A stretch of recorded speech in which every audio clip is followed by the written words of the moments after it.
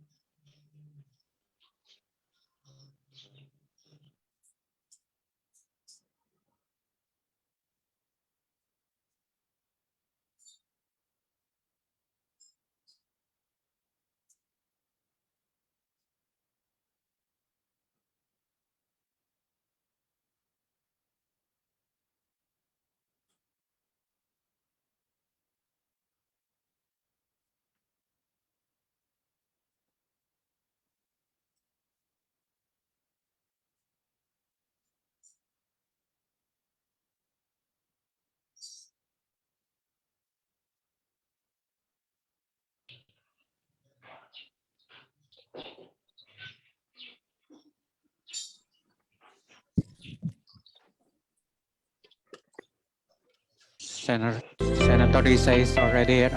Good morning, Senator Risa.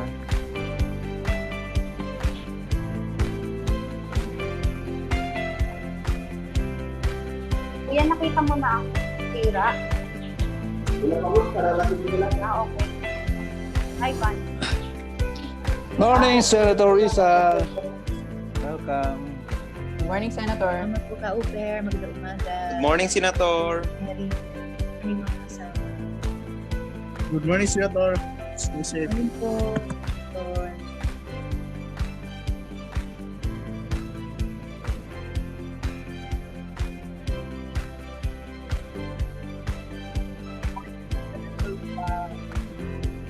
Hello, Senator. F. Malu, may buntag. Magandang umaga po ka, June. Ayong buntag.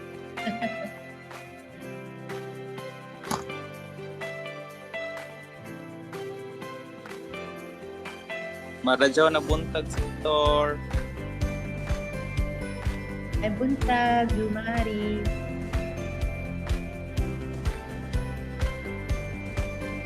Good morning po sa mga taga Biliran Province.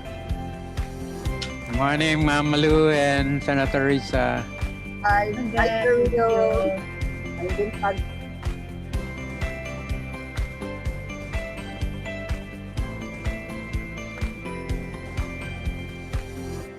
Good morning po. Morning, Attorney Michael.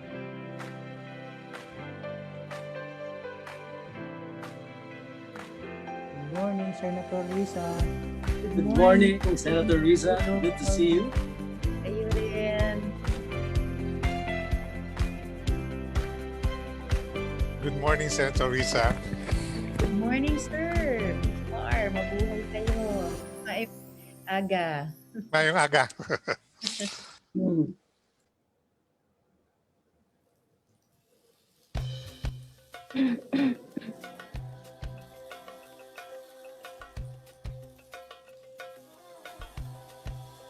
Ayan, morning, Rep Cueva. Good morning po, Rep Cueva. And andito din po si Comsec. Good morning po. Of Committee of Aquaculture. Good morning, everybody. Good morning, Comsec Michelle. At umusbong ang buhay, ikaw ang awit sa tag-ani. Walang dapat magmay-ari sa iyong diwa't panaginip. Pangarap mo ay angkinin, mabuhay ka, malaya. Pangarap mo ay angkinin, mabuhay ka, malaya.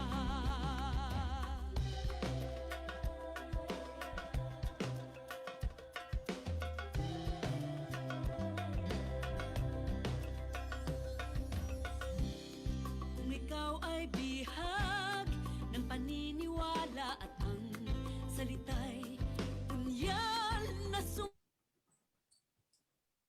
Hello, good morning.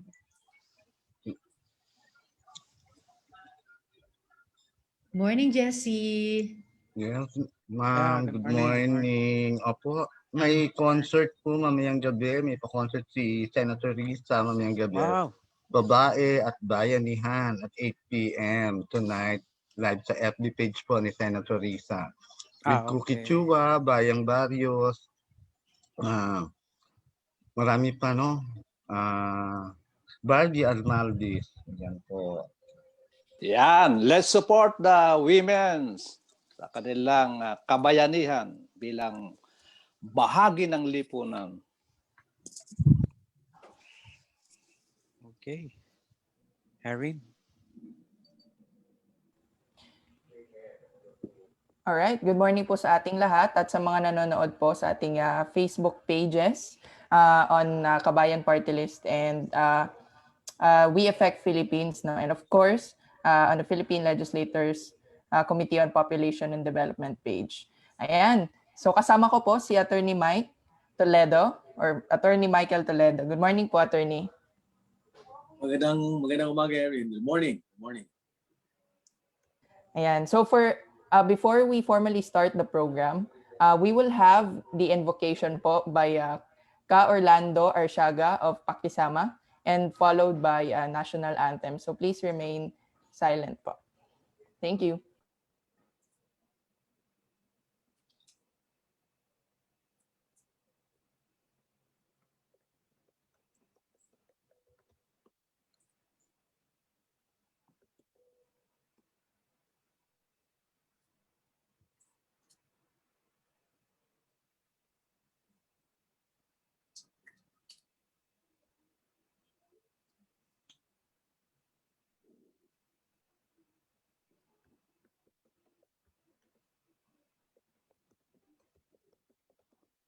Ka Orly.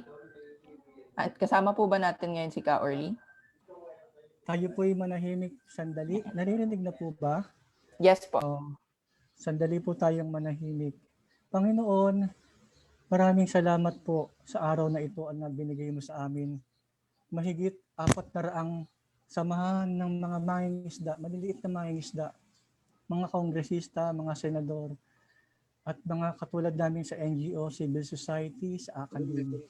Gabayan mo po kami na maitampok ng summit na ito ang mga issue ng pangisdaan, partikular ang mga maliliit na mangingisda.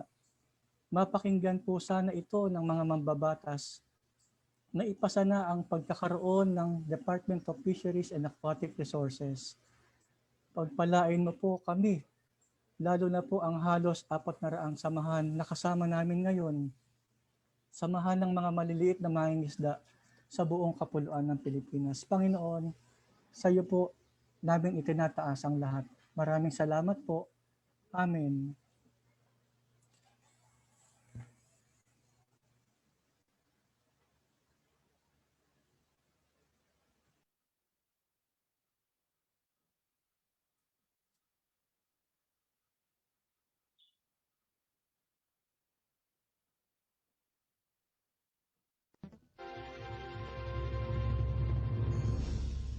Balang magiging, belasang sinamanan,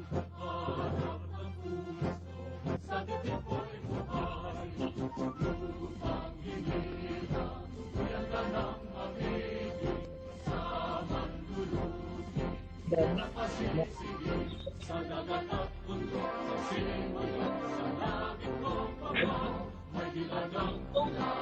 kasi na t-shirt.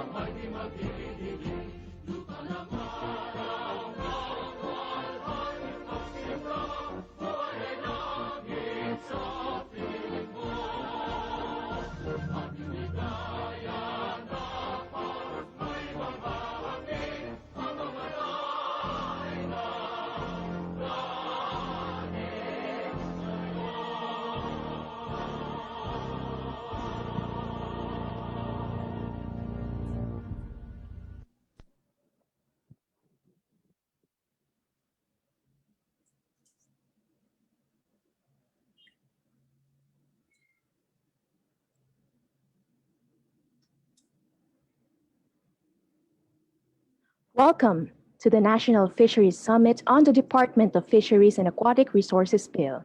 Let us welcome our hosts, Advocacy and Partnerships Officer from the Philippine Legislators Committee on Population and Development, Ms. Erin Flores. And our next host is the Managing Director of the MVP Group of Companies, Government and Public Affairs and Managing Director of MVP Group Media Bureau. The group is involved in telecoms, media, power, water, infrastructure, hospitals, agriculture, and natural resources development. He is also the Chief Operating Officer of Silangan Mindanao Mining Company Incorporated, a $2 billion copper and gold project in Surigao del Norte, and Senior Vice President for Public and Regulatory Affairs of Philex Mining Corporation. He also writes a regular column in the Philippine Star, a host of One News Channel's Titans on Signal TV. He was president and CEO of the Manila office of Weber Shandwick, one of the world's largest and leading full-service public relations firm with offices in every major business and government capital. He also served as press secretary and presidential spokesperson during the administration of former President Joseph Ejercitos Estrada. He was also the campaign spokesman and media bureau director of former Defense Secretary Gilbert Teodoro, who ran for president in 2010. He was also a corporate, litigation, labor, and intellectual property and criminal lawyer. He started his legal career at the prestigious Angara, Concepcion, Cruz, Regala, and Abella law offices. He obtained his Bachelor of Arts and Bachelor of Laws degree from University of the Philippines. He earned his Master of Laws in Public International Law at the prestigious London School of Economics and Political Science through a scholarship grant from the British government. He was accepted at the Fletcher School of Law and Diplomacy at Tufts University in 1993. Let us welcome Attorney Michael Toledo. Good morning, magandang umaga po sa inyong lahat at maayong buntag kaninyong tanan. Thank you so much for that quite long introduction. I was surprised reading my CV, but thank you. I was just hoping just a short introduction about where I am now. But anyway, thank you very much. Daghang salamat, daghang salamat. And again, to all of you listening now and with us now on Zoom or Facebook, welcome to a national summit for the development of the fishing industry. The theme of today's summit, Ponlarin ang pangangisdaan, pangasiwaan ng pangangisdaan itatag. This summit was organized as a response to the plethora of challenges facing the industry. Despite the country's enormous fisheries and aquatic resources, sadly, our fisher folks are among the poorest compared to other sectors. Unregulated fishing, weak governance, and changing weather patterns or climate change are among the factors that affect dwindling fishery resources. This summit, it aims to lay down the basis for the creation of the much-needed Department of Fisheries and Aquatic Resources. And this summit also aims to broaden multi-sectoral support for its quick enactment into law. Gusto ko pong pasalamatan ang mga distinguished members of the steering committee for inviting me to moderate this very important and very, very timely summit. Us in the MVP group supports agriculture and fisheries as well. And of course, for inviting the Shivding Alumni Foundation of the Philippines, of which I am the chairman, to be part of the steering committee. And of course, special thanks goes to my good friend, ang aking kaibigan, Congressman Ron Salo of the Kabataan or Kabayan Party List, ang kaibigan kong matalik na siya din po ngayon ang presidente ng Shivding Alumni Association. So thank you so much for inviting me here. Now let's go to the task at hand, and it gives me great pleasure, Erin, to introduce, Yes, to give the opening message, the Honorable Maria Lourdes Acosta Alba, District Representative Bukidnon, 1st District, and also Chairperson for the House of Representatives PLCPD. Magandang umaga po, ma'am. Good morning, Kong Malu. Magandang umaga sa ating lahat. Daghang salamat, Attorney Mike. Veteran man di kayo ni atong host karon. I'm honored, Attorney Mike. And maayong buntag from Bukidnon. And the warmest welcome and happy International Women's Month to all of us. Mga kasama sa sektor ng pangisdaan, lalo na sa mga kababaihang mangingisda. Natutuwa po ako na magkakasama tayo ngayon, kahit virtually, para pag-usapan ang kalagayan at bumuo ng plano para sa sektor ng pangisda. Who are better placed than the fisher folks themselves, through their organizations, to speak about the needs and concerns of their sector. Salamat kay Uper Alerosa, Vice Chair of the NAPSI, Basic Sector, for ensuring that the voices of small fisher folks are present here today. Maraming salamat din sa mga stakeholders, sa ating mga key stakeholders who are on board, who are with us today, tulad ni na nakakampi natin sa iba't ibang larangan, tulad ni na Secretary William Dar, hello sir, of the Department of Agriculture, and mga champions natin sa Senado. We have here with us Senator Risa, the foremost champion for women's rights, especially in the Senate. Senator Kiko Pangilinan, champion rin natin sa usapin ng kababaihan, si Senator Risa, as I said earlier, at gender equality. And Director Eduardo Gongona ng DABFAR. And to my respected colleagues, my esteemed colleagues who are here from the House, Deputy Speaker D.V. Savellano, Representative Cueva, Representative Salo, and pasasalamat din kina Miss Rosana Contreras ng SOC Sergeant, Federation of Fishing and Allied Industries, kay Mr. David Villaluz ng Philippine Association of Fish Producers, kay Miss Lourdes Tangco ng MIDA Trade Ventures Incorporated, at sa ating very reliable and dedicated partner, suki ng PLCPD, Miss Jessica Soto ng We Effect. We are brought together here by our call to establish a single and dedicated government agency to provide the needed focus for the development, management, utilization, protection, and conservation of the country's fisheries and aquatic resources.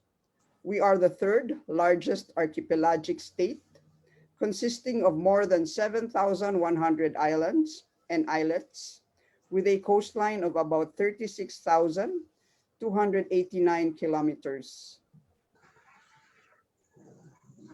In 2016, we ranked 8th among the top fisheries producing countries of the world, with a production of 4.2 million metric tons, or 2.4% of total world production.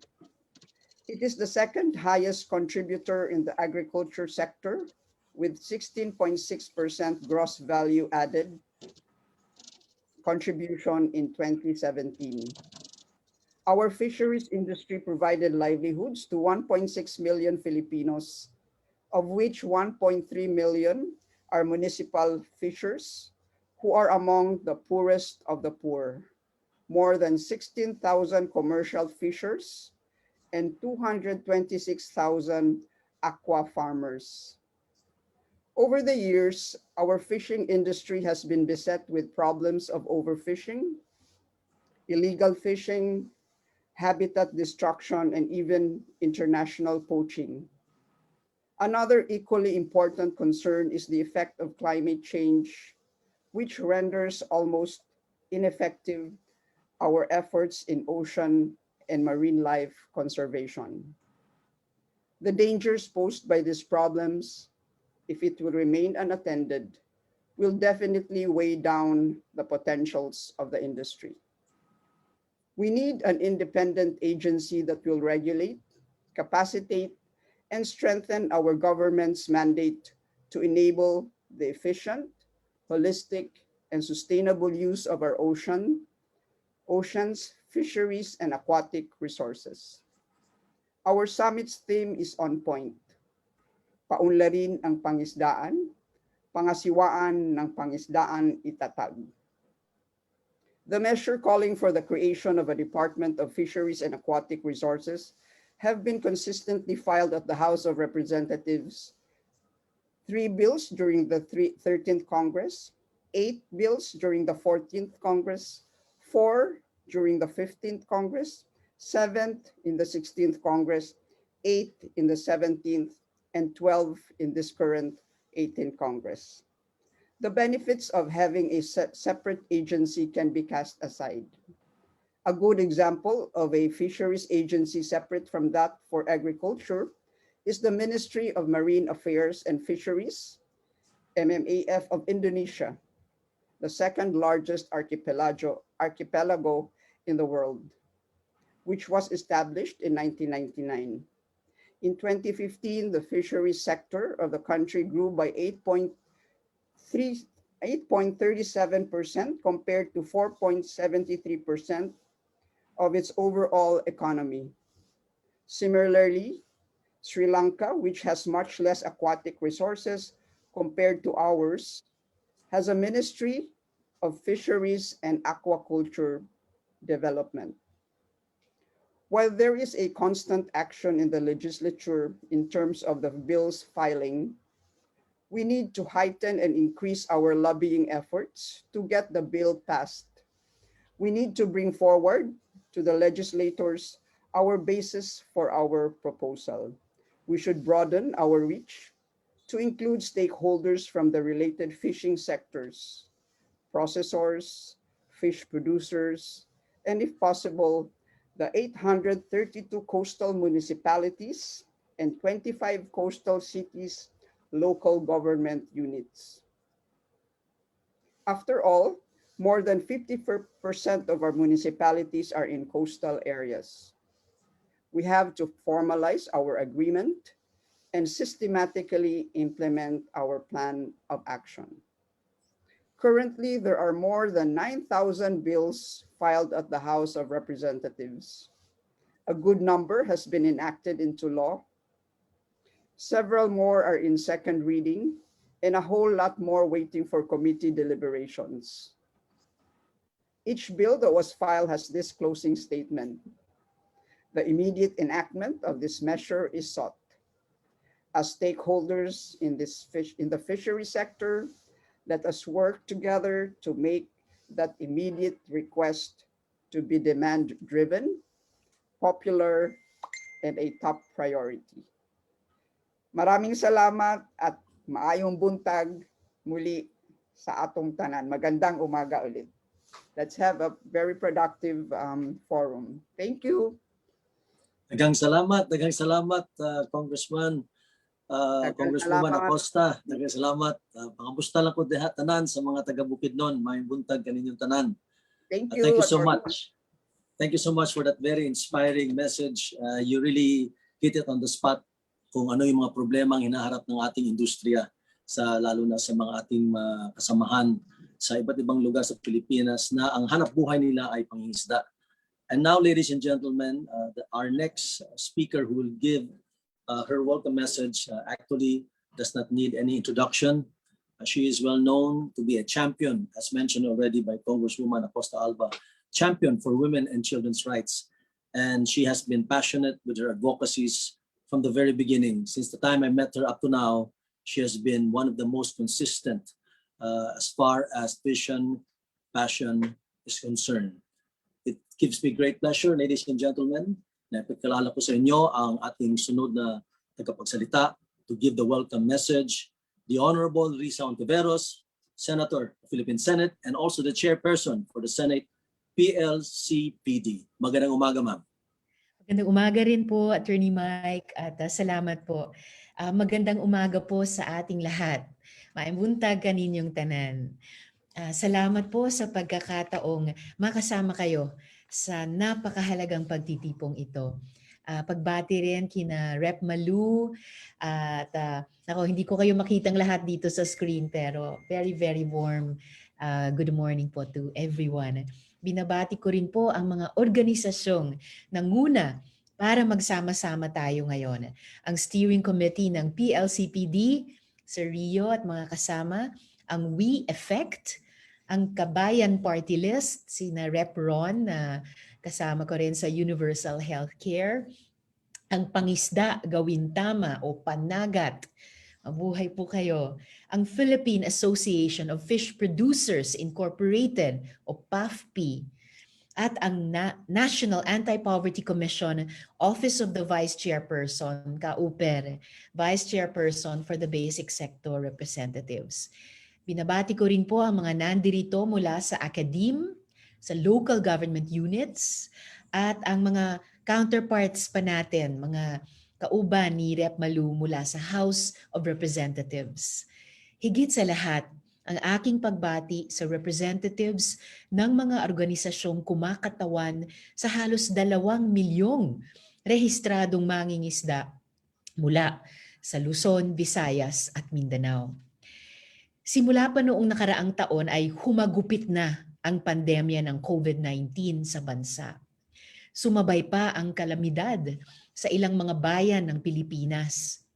Higit 4 milyon na ang nawalan ng trabaho. Bumagsak ang maraming maliliit na negosyo at lumaki ang bilang ng mga manggagawang nabawasan ng oras ng trabaho at kita. Kasama na rito ang mga mahal nating mangingisda na napilitang hindi pumalaot, hindi rin makatawid sa mga bayan dahil sa quarantine protocols. Bumagsak ang services sector at manufacturing pero umangat pa ng kaunti ang agrikultura at pangisdaan. Sa gitna ng mga limitasyong dulot ng COVID-19, ang ating mga dagat at pangisdaan ay nanatiling pinagkukunan ng pagkain ng buong bansa. Nagsilbi rin itong hanap buhay ng ating pinakamahihirap na kababayan sa kanayunan, mga napilitang magbalik probinsya at sumali na sa pangingisda. Bilang isang archipelago, gaya ng sinabi ni Rep. Malu, kahit saan ka bumaling ng tingin sa Pilipinas, may mga isla at katubigan. Napakalawak ng ating coastline. Nasa 36,289 na kilometro with total territorial water area kasama na ang exclusive economic zone na nasa 2.2 million square kilometers. Halos 60% ng ating mga bayan ay coastal cities and municipalities. Pero nakakalungkot, nasa kabila ng napakalaki nating teritoryo at karagatan, nananatiling pinakamahirap ang ating mga mangingisda na umaasa sa yamang ito. Hindi naaalagaan ng husto ang pinagkukunan natin ng pagkain. Nanganganib pang tuloy-tuloy na ma-deplete o maubos. Ayon sa pinakahuling pag-aaral, halos 62 bilyong piso taon-taon ang nawawala dahil sa hindi masawatang illegal, unregistered at unregulated fishing. Dagdag pa ang negatibong epekto ng climate change at patuloy na pagpasok ng China sa ating mga karagatan na sumisira sa ating yamang dagat. Nasa 75% ng ating principal fishing grounds ang maikokonsiderang overfished at paunti na ng paunti ang huli ng ating mga mangingisda. Bumagsak din ng 90% ang reef fish na naging sanhi ng pagkalugi sa ating coastal economies. Sa loob ng 50 taon, lubhang nabawasan din ang fish stock sa Philippine Exclusive Economic Zone ng hanggang 90%. Nawasak din ang seagrass ng halos kalahating porsyento. Pinakamalaki ang pagkasira sa ating mga coral reefs na nasa 4% na lang ang natira. Ang mga pagkasira sa ating important fish habitats at coral reefs ay nangangahulugan din ng mas mababang huli at kita sa ating mga mangingisda, reduced food production, higher disaster risk at labis na kahirapan. Kung mapapangalagaan natin ang ating mga yamang dagat in a sustainable manner, walang magugutom at walang maghihirap dahil mananatiling may kabuhayan. Makakatulong ito sa muling pagsigla ng ekonomiya at pag-angat sa kabuhayan ng ating mga kababayan. Itong mga nakaraang buwan, isda ang nagsilbing alternatibong protina dahil sa kawalan ng supply at mataas na presyo ng karneng baboy. Kung hindi maresolba ang problemang ito, tataas lalo ang demand ng isda. Bilang source ng pagkain, 56% ng mga Pilipino na isda ang pangunahing protein source. 91% naman ng mga huling isda sa Pilipinas ay dito rin kinukonsumo. Lumalaki ang ating populasyon, lumalaki rin ang pangangailangan para sa source ng pagkain. Malaki ang challenges na kinakaharap ng sektor para pangunahang harapin ng BIFAR. They are mandated to perform the overwhelming task of managing the country's utilization of fishery resources and protection of its marine life environment. Sa Senado, ako po'y nagpanukala ng pagtatatag ng Department of Ocean, Fisheries, and Aquatic Resources o DOFAR. Para ang maliit na bureau ay mapalaki, mapalakas at bigyan ng dagdag na kapangyarihan bilang isang departamento para tutukan at tugunan ang mga malalaki ring hamon na kinakaharap ng sektor. This proposed law mandates the department to exercise primary jurisdiction over the management, conservation, development, protection, utilization, and disposition of all fishery and aquatic resources of the country, including its habitats of fish and all other marine life, and over activities which impact on these habitats. The department shall have the authority to supervise and regulate the production and capture of fish and fishery products within its jurisdiction, as well as the processing and marketing of all fisheries and aquatic products in the country. The department shall have the responsibility of rationalizing all ocean sector initiatives which impact on fish and marine resources or their habitats, including but not limited to marine energy exploration and development, coastal and marine tourism, marine industry development areas. This bill also defines the powers and functions and responsibilities of the department, including the organizational structure to accomplish its given mandate. Sa ngayon, may dalawa pang panukalang batas na inihain sa Senado. 13 naman sa House of Representatives, kung tama yung pagkaalala ko, pero sinabi ni Rep. Malu ang tama, na may kinalaman sa pagbubuo ng Department of Fisheries. This bill has been consistently filed in the House of Representatives since the 13th Congress and has not yet, if I'm not mistaken, been heard in the Committee on Government Reorganization. Hindi pa rin po ito nadidinig sa komite sa Senado. Mahalaga ang National Summit na ito upang sama-sama nating maiparating ang mga basehan at kahalagahan ng pagtatatag ng Department of Fisheries and Aquatic Resources para tugunan ang mga hamon ng sektor. May natitira pang oras bago matapos ang 18th Congress. Umaasa po ako na sa pamamagitan ng summit na ito ay mapalakas pa natin ang ating boses upang masimulan ng dinggin ang panukalang ito sa House of Representatives, ganoon din sa Senado. Hindi dapat maiwan ang napakahalagang legislation na ito sa pagtawid natin sa new normal and recovery. Simulan na po natin ang ating mga pahayag, mga kasama. Kasama po ni Rep. Malu, welcome po sa ating lahat at mabuhay ang lahat. Maraming salamat, Senator Risa, for that very inspiring message and for enumerating the problems that the industry is facing and for also making it clear to all and sundry na talagang importante na maipasa sa Kongreso itong batas na ito para makatulong sa industriya at makatulong din sa ekonomiya habang pinalaban natin ang pandemya na ito. So again, Senator Risa, daghang salamat. Thank you very much. Ngayon naman, Erin, ang susunod nating tatawagin ay isa din sa mga talagang noong paman ay tumutulong na sa industriyang ito. So without any further ado, perhaps Erin, pwede mong ipakilala ang ating next speaker? Ayan. Pero bago muna, attorney, no? Actually, Rep. Marvy Marino just came in sa ating Zoom. Magandang umaga po, Rep. At ang magbibigay... Good morning, Rep.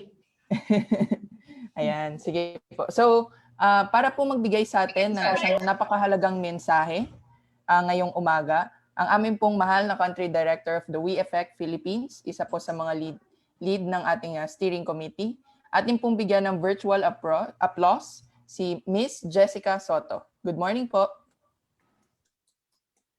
Good morning, Erin. Maraming salamat. Isang napakainit po na pagbati sa ating lahat. Ang araw po na ito ay napaka-importante sapagkat naririto na halos lahat ang kinatawan ng may mga kinalaman, kaalaman at nakikialam hinggil sa usapin ng ating ocean, fisheries at aquatic resources. Tunay ngang napakahalaga ng National Fisheries Summit na ito. Napakahalaga ng summit na ito sapagkat kasama natin ang mga kinatawan ng halos 2 milyong mangingisda sa ating bansa.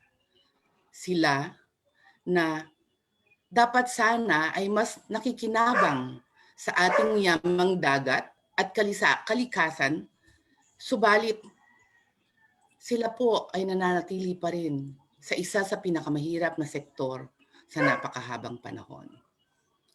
Kahit ang summit na ito ay para sa kanilang tunay na kagalingan. Napakahalaga ng summit na ito sapagkat ang mga kinatawa ng iba't ibang ahensya sa pamahalaan ay naririto rin na may napakalaking responsibilidad para sa pagpapatupad ng mga polisiya at programa na tunay na kakalinga sa industriya ng pangisda, lalo na sa mga maliliit na mangingisda. Kaya't ang summit na ito ay para sa kanilang affirmation, sa kanilang sinumpaang serbisyong para sa bayan. Napakahalaga ng summit na ito sapagkat narito rin ang kinatawan mula sa pribadong sektor na naniniwala na ang kanilang kontribusyon sa ating blue economy ay kaya pang paunlarin at palakasin kasama ng ating mga maliliit na negosyante at mangingisda. Kaya't ang summit na ito ay para sa kanilang patuloy na pagsuporta para sa pagpapaunlad ng ating pambansang ekonomiya. Napakahalaga ng summit na ito sapagkat ang mga grupo ng eksperto na gumugol ng mahabang panahon sa pag-aaral at paghahanap ng mga scientific na ebidensya para sa ating advokasya at mga alternatibong policy at action ay narito rin. Kaya't ang summit na ito ay para sa kanilang patuloy na pag-aaral, pagsasaliksik at pakikibahagi. Napakahalaga ng summit na ito sapagkat narito ang kinatawan ng ating mga mambabatas sa mataas at mababang kapulungan para siguraduhin na may panikalang batas na tunay na magbibigay ng legalidad sa mga adikain, polisiya, programa, at siyempre budget na rin sa ating fisheries industry. Kaya ang summit na ito ay para sa patuloy nilang pagsusulong na atin ring lahat na tinataguyod na napakahalaga ng summit na ito sapagkat ang mga NGO ay narito rin at patuloy na katuwang ng iba't ibang sektor na narito. Panahon ay nahihirapang umabante dahil sa iba't ibang mga usapin at balakid na rin. Kaya't ang summit na ito ay para sa kanilang patuloy na pagsuporta para sa mga pare-pareho, magkakatugma at magkakarelasyon ng mga adikain para sa usapin ng ocean, fisheries at aquatic resources ng ating bansa. Kung kaya't ang National Fisheries Summit na ito ay napakahalaga na siyang magbubunsod sa ating lahat na isulong ang isang departamento para sa pag-iingat, pagpapaunlad at pagsisiguro na ang mga natural nating kalikasan sa karagatan at sa tubig sa kalupaan ay mga mangingisda, mga negosyanteng may damdaming makabayan at mga mamamayang Pilipino sa pangkabuuan ang tunay na makikinabang. Mahalaga rin po ang National Fisheries na ito para po sa WEFEC na isang Swedish Global Development Organization na akin pong kinakatawan ngayon. At kasama nyo rin po sa pagtitipon na ito. 10 po ng aming organisasyon at ng aming mga partners katulad ng PLCPD ay naniniwala na sa pagsasama-sama natin noon, ngayon at sa darating pang mahabang panahon ay ang tanging paraan para tuluyang masolusyonan ang naging masalimuot na usapin sa nabanggit na sektor na tayo namang pong lahat ay pamilyar na rin. Kung kaya't ang tangang hangad ko po sa araw na ito ay sana muli tayong magkaisa sa opisyal na pagtanggap sa resolusyon na atin rin sama-samang pinag-usapan at isinulat. At naway ang resolusyon na ito ay isa sa maging dahilan at patuloy na magtulak sa ating lahat na magsama-sama, magkapit-bisig at magkaisa para sa isang departamento ng Ocean, Fisheries at Aquatic Resources. Sa ganitong paraan lang natin makakamit ang matagal na nating adikain. Mabuhay po kayo, mabuhay po tayong lahat, at magandang araw po sa ating lahat. Ayan, magandang araw po ulit. Ma'am Jess. Maraming salamat, Miss Jessica. Erin, pag ganyan ang mga naririnig na salita at yan ay marinig ng ating mga kasamahan sa Kongreso, malakas na mensahe, ay siguro I am confident na talagang within this limited amount of time, may pag-asa pang makalusot itong panukalang ito. Ano sa tingin mo? Yes, attorney. Grabe. When I was hearing Ma'am Jessica's words po, no, it's really straight to the heart, and I'm sure naramdaman po ng lahat na nandito sa Zoom at sa nanonood na rin sa atin sa live stream na nandito tayo hindi lang para umupo at mag-usap, kundi meron tayong decades of struggle para sa ating mga fisherfolk sector and of course our aquatic resources that really needs us today, especially that we are really affected by the climate change. Ayan, sige, attorney. I'm already feeling it. So, Oo nga. Parang nag-deliver ka na rin ng opening remarks. Maganda yan. Yun importante, at the end of the day, nothing can be achieved without passion. All That's great right. things in this world, whatever it is, in whatever industry, whatever sector, it was achieved because of passion. Kaya maganda yan. At nakikita natin, nai-infect tayo sa passion ng ating mga tagapagsalita. Siguro ngayon, Erin, pwede mo nang i-introduce ang susunod na parte ng ating programa. Please do the honors. Yes po, attorney. Pero bago yan, no, meron na po tayong nakikita, attorney, ng mga live viewers sa ating Facebook page. Nais po natin silang batiin at ito po ay yung, yes po, yung Eastern Summer State University, Tambuyog po. Kasama din po natin si si Ma'am Dina right now in Zoom. Pero ang Tambuyog po ay nanonood din sa atin ngayon. Babuyan Channel sa iFarm C Region 2, Calamba City Fisherfolks, Bulacan. At meron pa po, Philippine Miserior Partnership Incorporated, Concern. Kasama din po natin si Ma'am Mercy here, isa po sa member ng steering committee. Anak Balayan, Batangas. MRBU Fishing and Trading Corp, House of Representatives Cluster 4, SPA-MAST, Samalita, Davao Oriental, Biliran Province, viewers ito from Biliran Province, Palawan, Calabanga, Camarines Sur, Santo Tomas, Batangas, Siargao Island, wow, Mualboal, Cebu, San Pedro, Laguna, Santa Fe, Romblon, at sa Ragay, Camarines Sur. Magandang umaga po sa inyo dyan. Magandang umaga sa inyo. May buntag kaninyong tanan. Lalo dyan sa Siargao, Governor Matugas, former Congresswoman Matugas, Mayor. No? I hope to visit Siargao pag wala na lockdown. Dubai rin. Me too, attorney. Really excited po. Yeah. Ayan. Sige, so ipagpatuloy na natin, Erin. Ano ang next part ng ating programa? Yes po. At para ating makita visually sa isang video wrapped up in 3 to 5 minutes para ipakita sa atin kung ano nga ba ang yaman ng Pilipinas at ang mga issue na dapat na nating i-solve para sa ating sa future ng ating blue economy. At para makita ito, please watch this short video.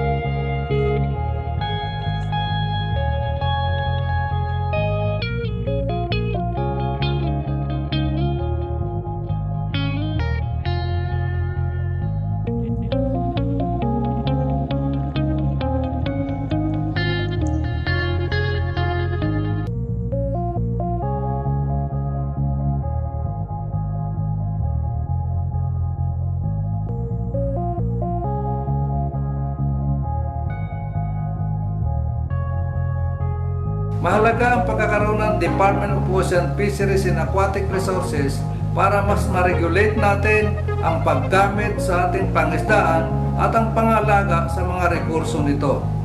Magkakaroon din tayo ng sapat na rekurso para mas ma-adapt natin ang epekto ng climate change. Magkakaroon tayo ng sapat na pondo upang magamit sa kinakailangang pananaliksik upang makakuha tayo ng sapat na datos na magagamit natin sa tamang pagpaplano para sa pagpapaunlad ng pangisdaan. Higit sa lahat, sa pagkakaroon ng separate Department of Ocean, Fisheries and Aquatic Resources ay malilesen o mababawasan natin ang tunggalian sa pagitan ng mga gumagamit ng ating pangisdaan at ng mga lugar na saklaw nito.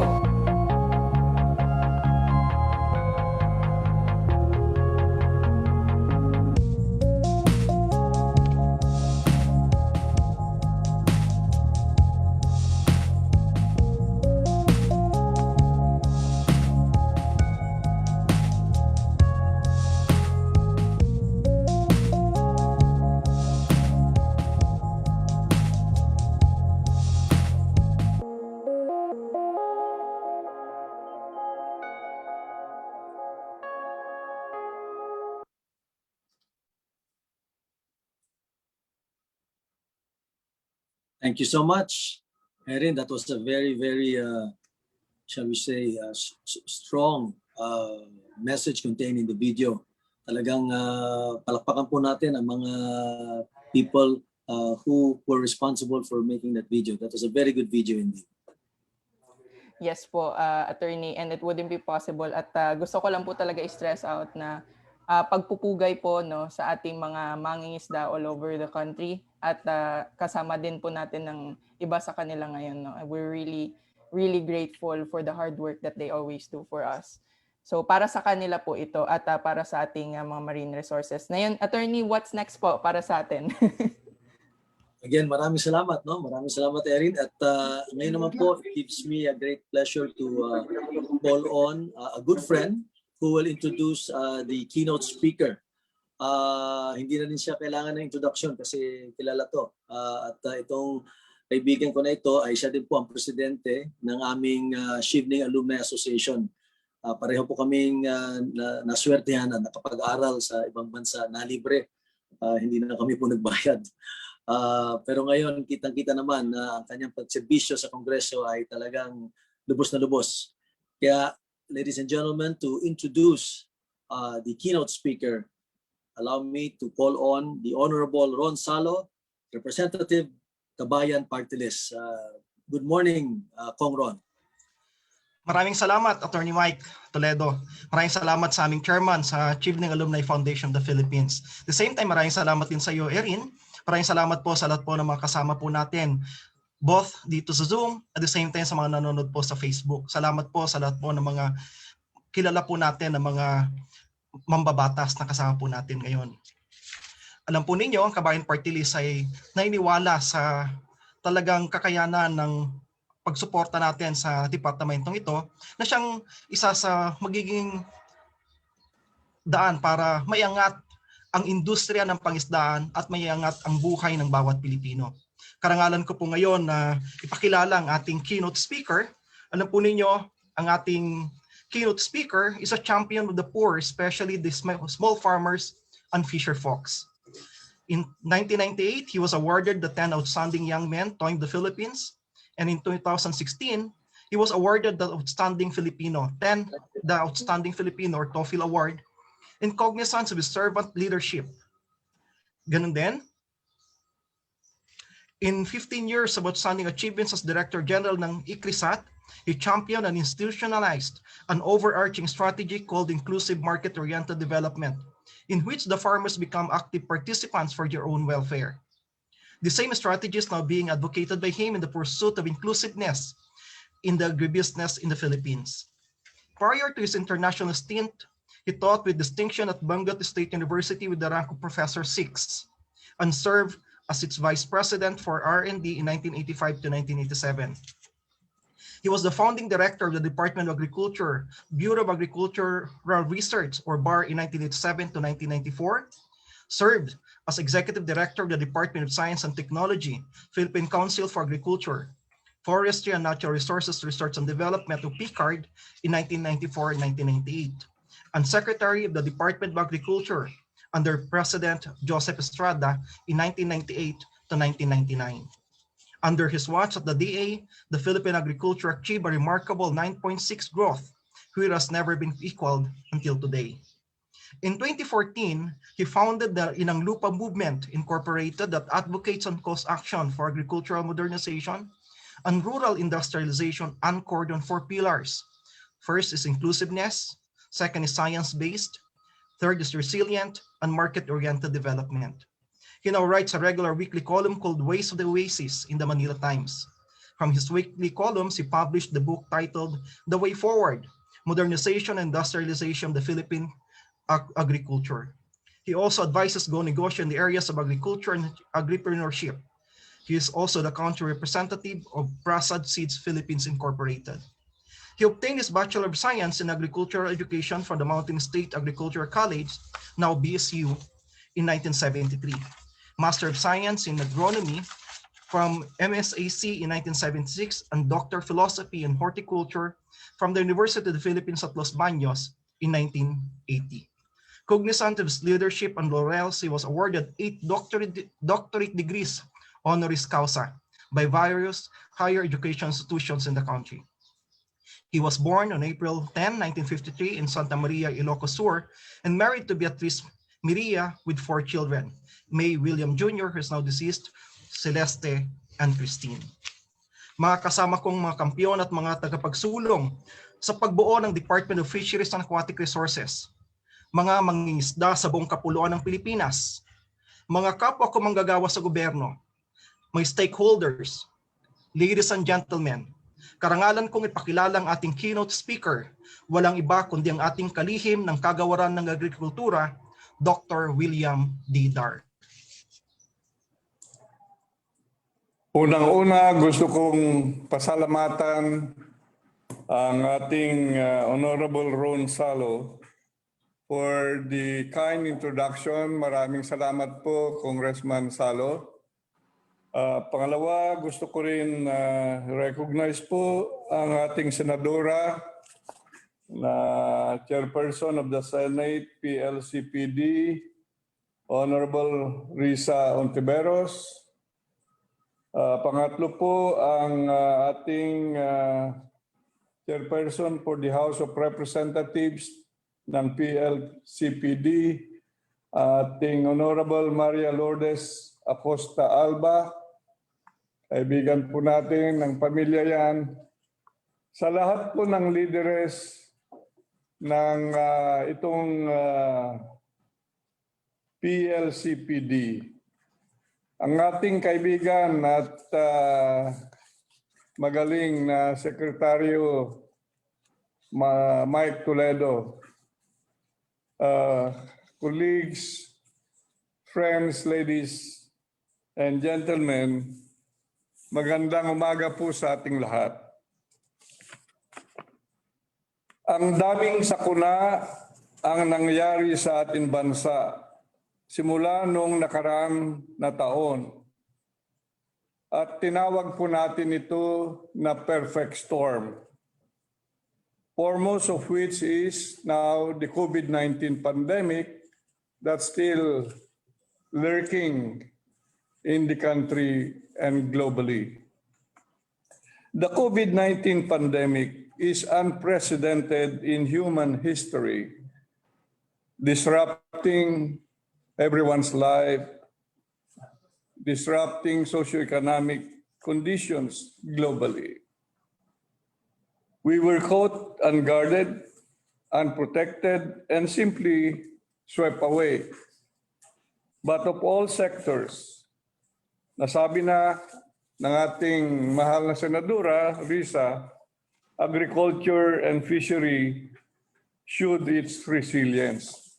Mayroon, kung tayo ay i-review po natin yung 2020 GDP natin growth, ang dalawang sektor kagaya ng services and manufacturing ay malaking contraction, more than 9%.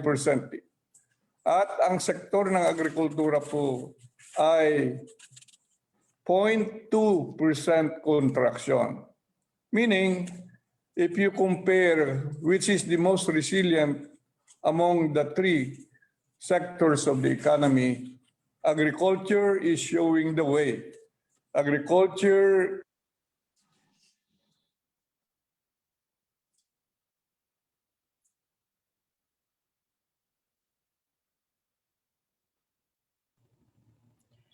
Nag-break po ba yung internet connection ni Secretary?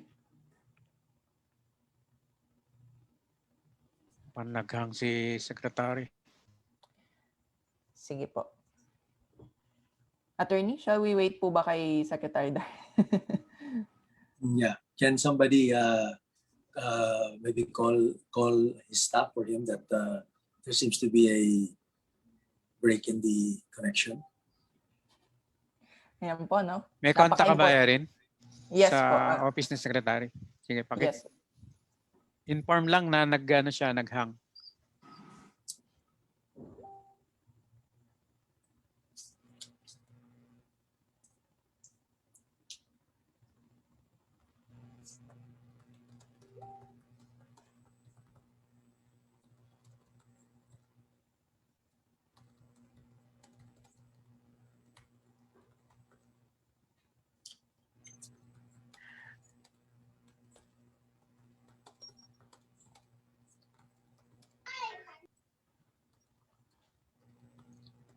Nakabalik na po tayo. Siguro may technical glitch. So, Ayan. Ayan. Okay. Welcome back po, Secretary. Welcome back, Sec. Pasensya na po. Ganitong ka-high technology tayo. Mike. Mike, maraming mensahe yun. Ayan niyo po. At bibigyan natin kagad ang tugon yan. Opo. So, ang sinasabi po na natin ay nasa new normal na tayo. So, when we are in a new environment, ay talaga naman we must reshape, we must reboot, and really give substantial resources, pour more resources into the country's agricultural sector. Again, highlighting na kasama ang fishery sector doon. Now, all for the very purpose of ensuring food security. Now, more than before, we must use relevant technologies and innovations with the inclusive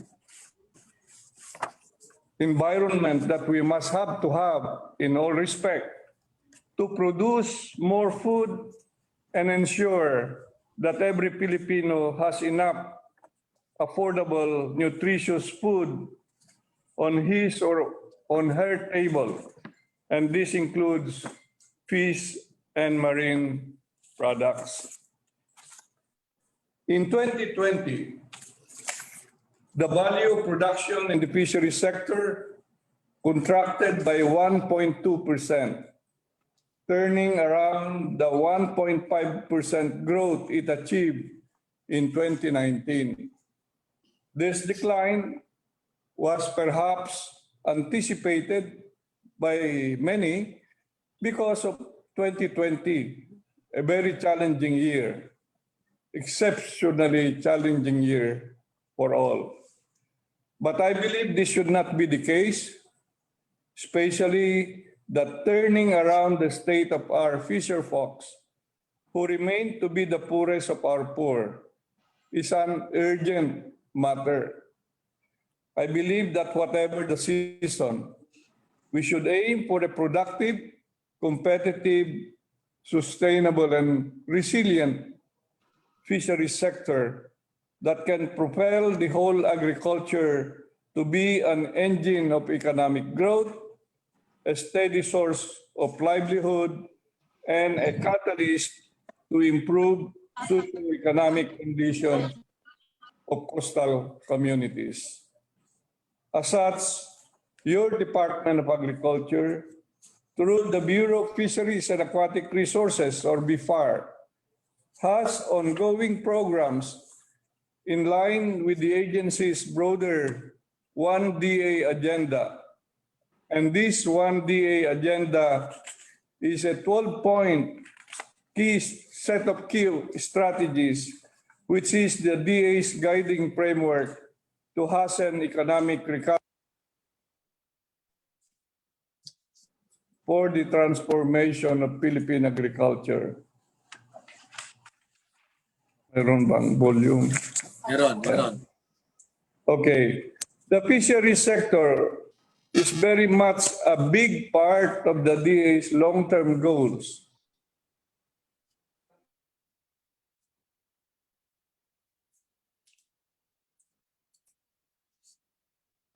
Filipinos. We recently reported that supply and prices of fish, such as galunggong, bangos, tilapia, tulingan, and tamban, have been, declining from a high set of prices early this year to now very stable and affordable these past weeks. A testament to the critical role of the fisheries sector in assuring adequate food even in times of crisis. One of our main strategies in improving our fishing system and innovation. The BIPAR has been aggressive in promoting various innovative and productivity-enhancing solutions, such as aquaponics, a combination of aquaculture and hydroponics that grows fish and plants together in one integrated system. We have strengthened, or we continue to strengthen, our aquaculture subsector because we believe that there is great promise for that kind of cuts that we can get from aquaculture. Now, we are also harnessing to combat illegal, unreported, and unregulated fishing, which employ destructive fishing practices to the detriment of our marine ecosystem. According to a recently released joint study by BIFAR and USAID, IUU fishing amounted to 27 to 40% of fish caught in 2019 in the Philippines, or about 62 billion in value. We hope to soon complete the development and threat assessment tool, which will help authorities find effective ways to encourage voluntary compliance, strategically guide law enforcement operations, and clearly communicate our progress in reducing IUU fishing in Philippine waters.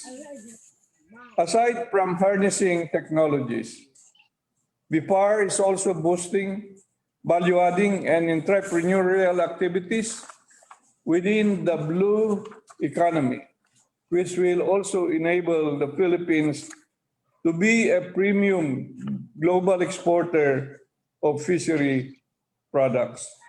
Just last month, BIFAR launched the Aqua Negosyo para sa Pilipino, which aims to equip fish farmers and other interested aquapreneurs with the right knowledge and technical skills for them to build a competitive and profitable aqua business. This program is very timely with the massive loss of livelihoods during the pandemic. Our BIFAR every year also continues to ensure the strict implementation of closed fishing seasons in inland and coastal waters, establish essential post-harvest facilities across communities, and strengthen our capacity building programs for fisherfolk cooperatives and associations. We are seeing positive results in our pilot testing of creating Big Brother, Small Brother partnership in various areas. We hope this becomes our solution to encourage the partnership of our commercial and municipal fishers to sustainably share in resources. Now, moreover, we are steadfast in our appeal to our lawmakers in providing the fishery sector a higher and significant budgetary support. I know that we have champions like the likes of Senator Risa, but let me just mention the level of budget. This year for BIFAR, we only have 4.8 billion pesos. But of course, early on, we submitted a much higher budget. And for 2022, we have now submitted a total of 20 billion peso budget to really enhance the rebooting and the recovery of the fisheries sector in the country.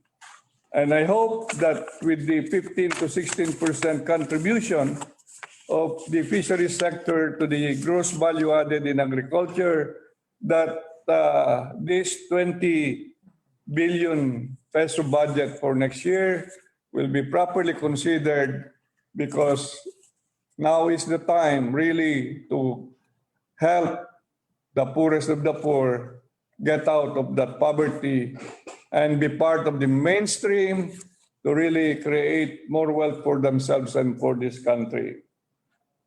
Also, at present, the Department of Agriculture is seeking a $200 million loan from the World Bank to support our fisheries and coastal resiliency project.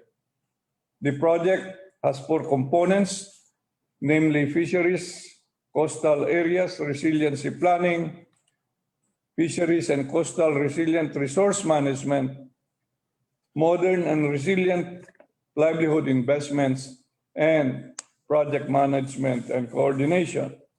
More specifically, the project will lead to enhanced ecosystem management, productivity-enhancing technologies, aquaculture, value chain infrastructure, and reduced post-harvest losses, among others, that can help the sector not only survive this pandemic, but finally attain a lasting positive transformation.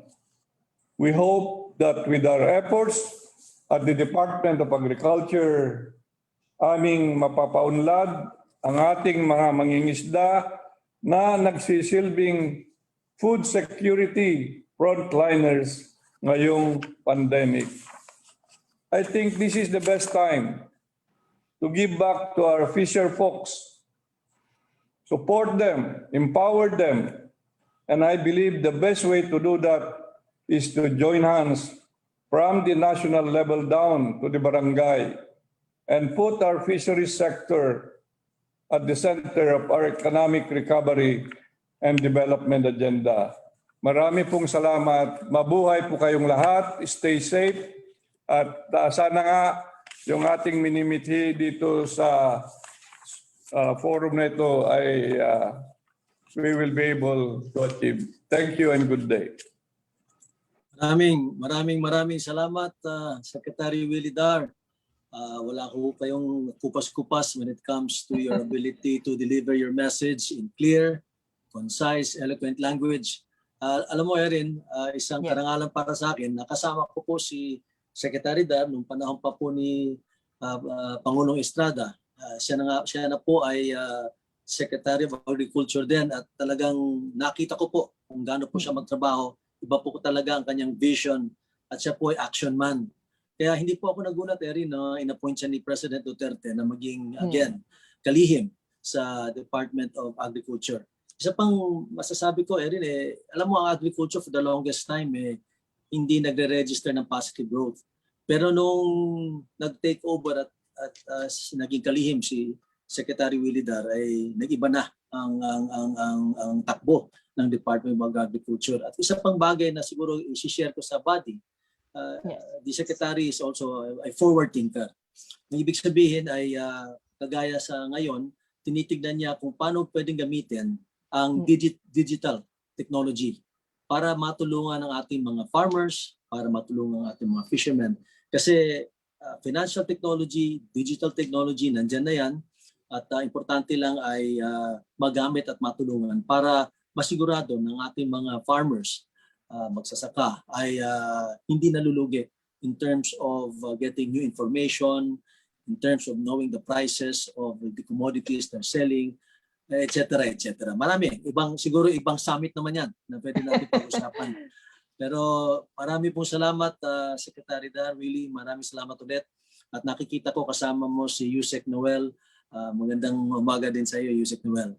Good morning. So, Erin, talagang bilib ako dito sa mga organizers natin dito sa summit na ito. Talagang tinatawag ito, kumbaga sa basketball ito, parang dream team. Sana yung gilas din natin, no?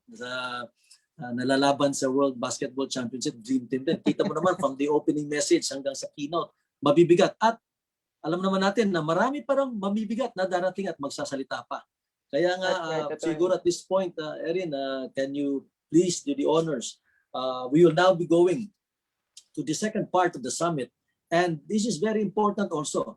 Kasi hindi tayo makakapunta sa gusto natin puntahan kung hindi natin alam kung ano yung pinanggalingan natin. So importante po na magkaroon ng clear presentation ng sitwasyon. So ito ang magiging situational ng fishing industry. Kaya importante parte po ito. Kaya Erin, with your kind indulgence, can you please do the honors of introducing the next two speakers that are experts and advocates, passionate advocates in their respective fields. Erin. Yes, attorney, no? Tumpak na tumpak po kayo dyan. At parang tayo ay, sabi nga ni Secdar, maraming salamat din po, Secdar, no? Sabi niya kanina ay, let's join hands in improving and promoting our fishery sector. Syempre, to introduce our first resource speaker to discuss to us the state of the municipal sector in the Philippines. Nakita na po natin siya no, ng ilang beses. Isa po siya sa mukha ng steering committee at isa rin po sa mga organizers nitong summit. He is the current vice chairperson for the National Anti-Poverty Commission for the Basic Sector and the chairperson of Pambansang Katipunan ng mga Samahan sa Kanayunan or PKSK. Let's all give a virtual round of applause to Mr. Ruperto Ka Uper Alerosa. Good morning, Ka Uper. Good morning, Erin. Umaga. Thank you. Magandang umaga, sir. Magandang umaga, Erin, kay Attorney Mike, sa lahat po ng ating mga champion na nandito ngayon, no?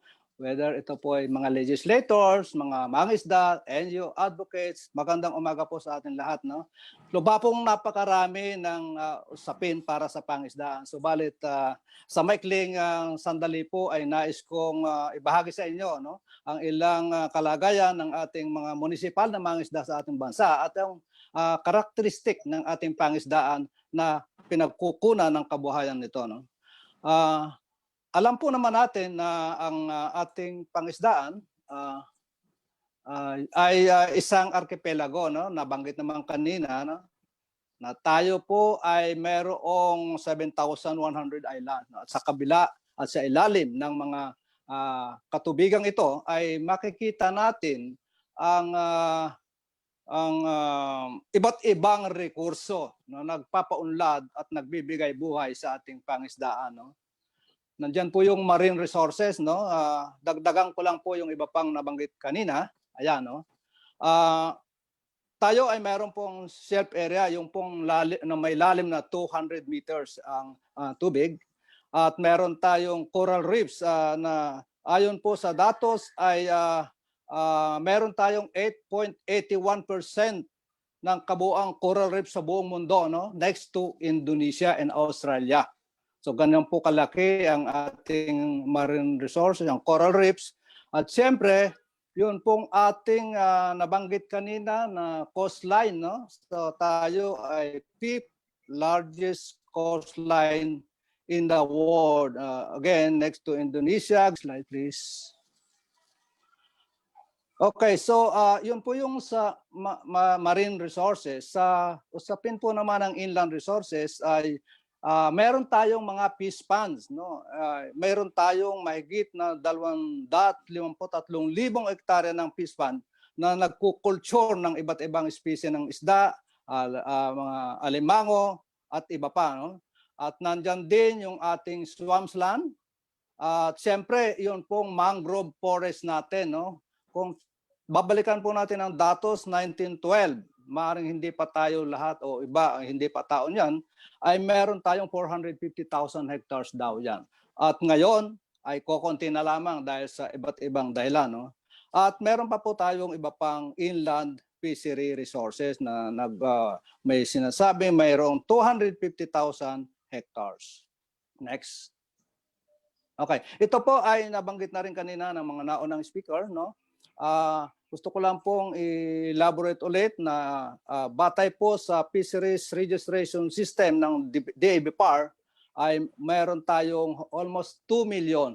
Ito po ay nung pang 2018 na maaring sa ngayon dahil patuloy po yung registration ay lumampas na ito sa figure na ito. Kung gusto po ninyong malaman kung saang region kayo nandoon, makikita po sa slides, no? Ito po yung mga number of fisherfolk na nag-registered sa iba't ibang rehiyon natin sa bansa. Next slide. Okay, so ito pong datos na ito ay ipinresenta ng DABPAR during the Philippine Council for Aquaculture and Fisheries Council meeting noong March 4, no, sa kanila pong pag-present ng kanilang budget proposal for 2022, no. At makikita po dito, maaaring ito po ay tumutugma do sa mga binanggit na kanina na noong 2016 ay medyo may mataas pa tayong produksyon.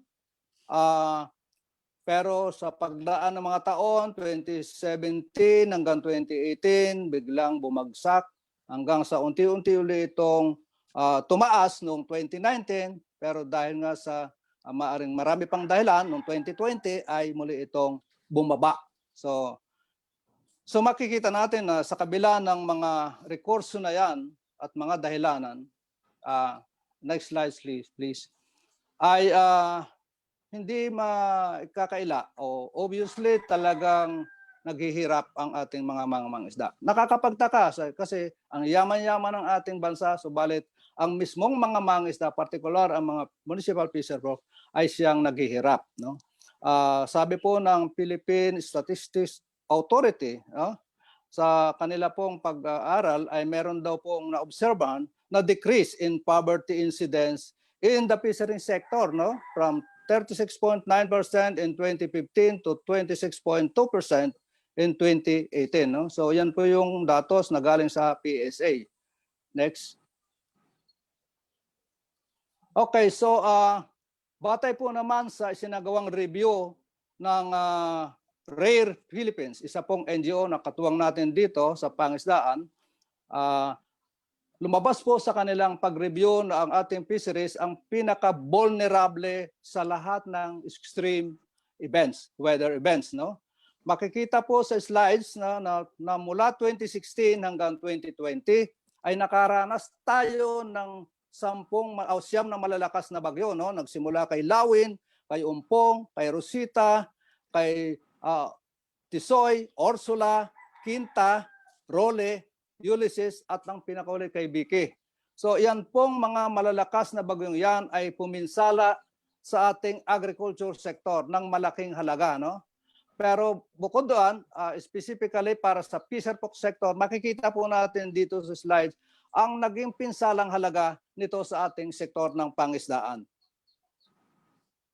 Now, dahil po sa napakaraming problema ng ating industriya, no?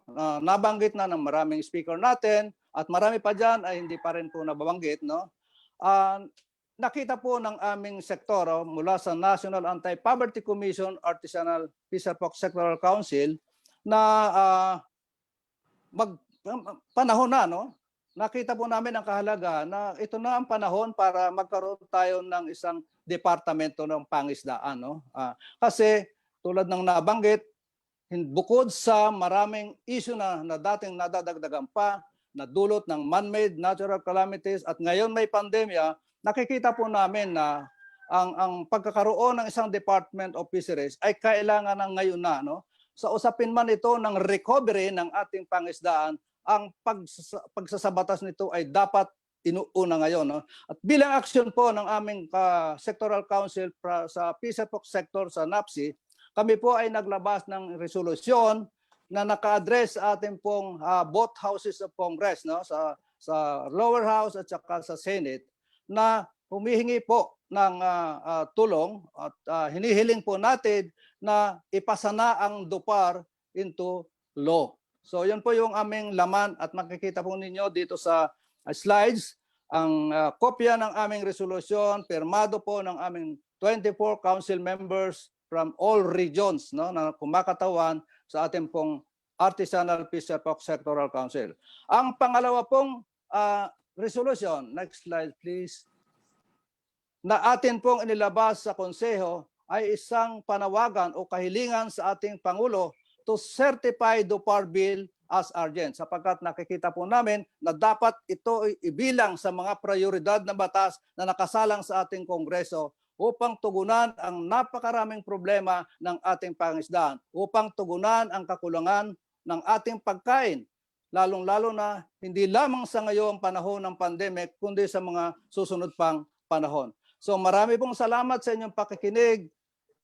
May the bounty of peace be with us. Thank you very much. Maraming salamat, Ka-Uper. Talaga naman, very infectious yung passion at nararamdaman namin dito.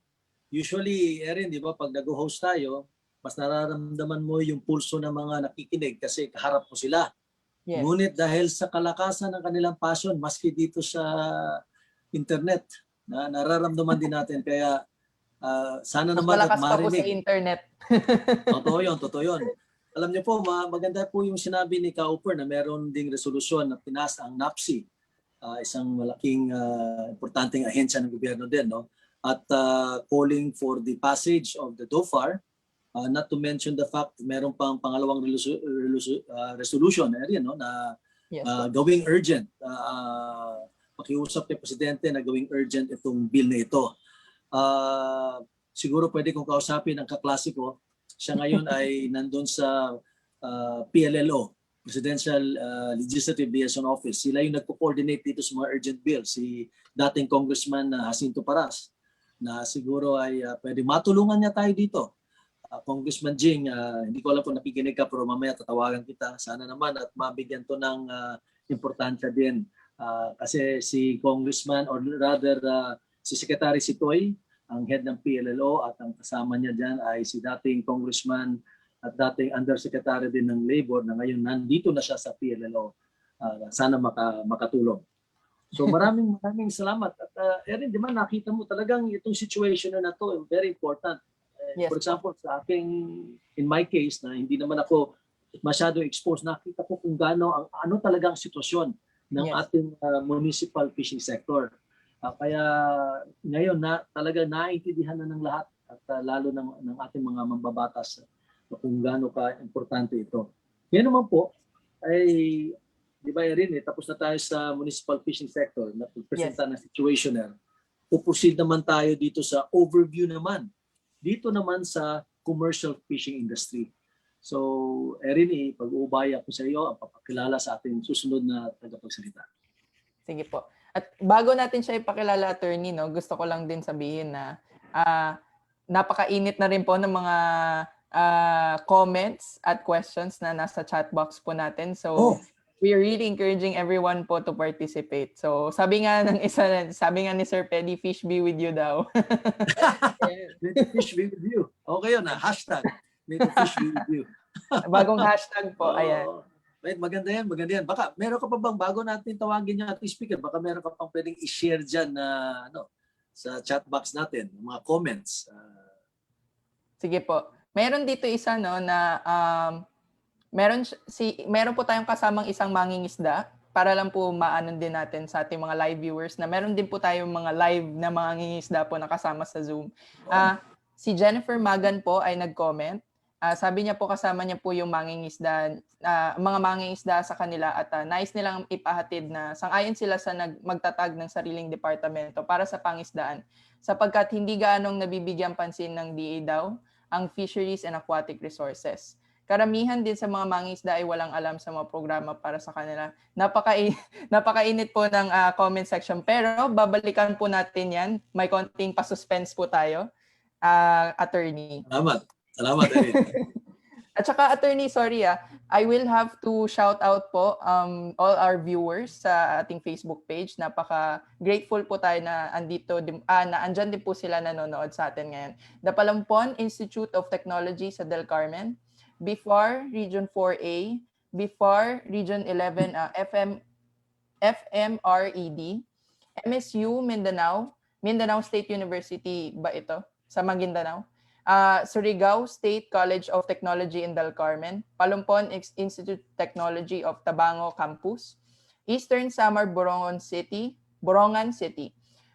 Federation of Fishing and Allied Fisheries Incorporated in Jensan, viewers from Los Baños, Surigao State College of Technology, Mandaue City, Cebu, La Union, San Jose Antique, from World WWF Philippines, San Jose Antique, SUFA Association Caraga Surigao del Norte, Pambayang ugnayan ng mga mangingisda sa Gumaca, Quezon, Labugon, Basay, Fisherfolks Association, San Luis, Aurora Province, MMSU, Casat, Curimao, Ilocos Norte, Tudela, Misamis Occidental, Giuan, mga kauban ko sa at kaupod ko sa Don Salvador Benedicto, mayong aga sa inyo. SOC Sergeant Federation of Fishing Allied Industries Incorporated, Ginhulngan City, Negros Oriental, ATI RTC Region 12, Cabuyao City, Laguna, Sorsogon State College Magallanes Campus, at syempre ang partner po natin ng Patamaba sa Caloocan Chapter. Magandang umaga po sa inyo lahat. Ang dami, attorney. Oo, marami. Good morning. Magandang umaga. May buntag kaninyong tanan. Ayan, sige po. So, to formally introduce her, our next speaker, just like attorney said, for the overview of commercial fishing industry, kasama po natin ang Executive Director of SOC Sergeant Federation of Fishing and Allied Industries Incorporated. Let us welcome Miss Rosana Bernadette B. Contreras. Let us give her a virtual round of applause, please. Good morning, Miss Bernadette.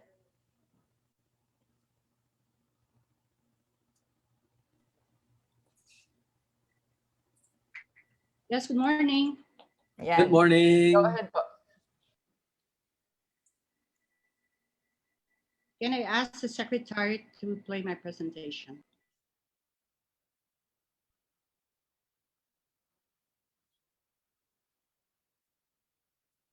It's already shared na po. I-play nyo yung video yata yan.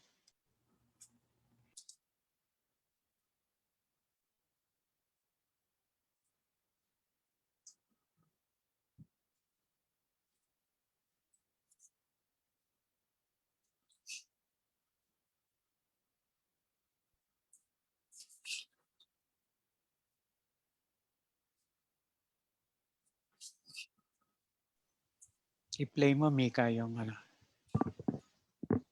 Mika, yung video. MP4 ata yan.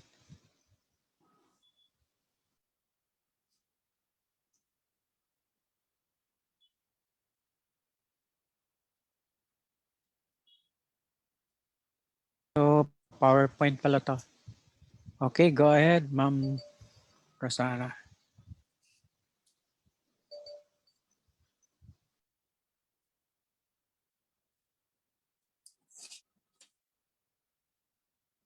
Nakamute si Ma'am Rosana. Ma'am, nakamute po kayo. Ayan, just to inform everyone po, si Senator Risa has to leave.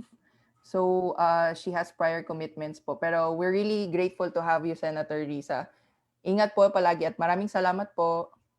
Salamat, Senator Risa. Take care.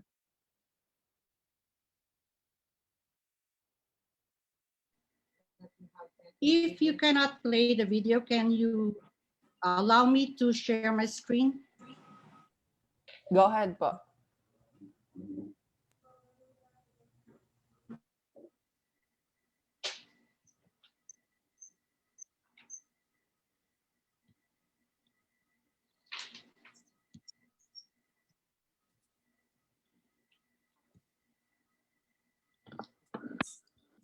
Magandang Jensen po sa ating lahat. I am Rosana Bernadette Contreras, the Executive Director of the SOC Sergeant Federation of Fishing and Allied Industries, Incorporated, and I will be presenting to you an overview of the Philippine commercial fisheries. First and foremost, let us take a look at the performance of this sector. In 2019, volume of production was reported at 931,000 metric tons, accounting for 21% of Philippines' total production, valued at 63.5 billion pesos. SOC Sergeant region tops the ladder of contributing commercial fisheries at 274,000 metric tons, about 30% of the total value at 23.5 billion pesos, followed by the Zamboanga Peninsula and Caraga. Majority of fisheries export comes from the commercial sector, with tuna topping the list at 24.6 billion pesos. Now estimating the contribution of this sector in terms of livelihood generation. According to the State of World of Fisheries and Aquaculture 2012, an average of 4 jobs are generated in secondary activities by one fisher in capture fisheries. And the average Philippine Statistics Authority household size is at 4.4. With that, and applying the Soxurgen's capture vessel composition at 45%, Philippine commercial sector is estimated to generate a total of 810,250 jobs, both in direct capture and secondary activities, which may include processing, logistics, and trade, among others, and ultimately supporting about 3.5 million household members.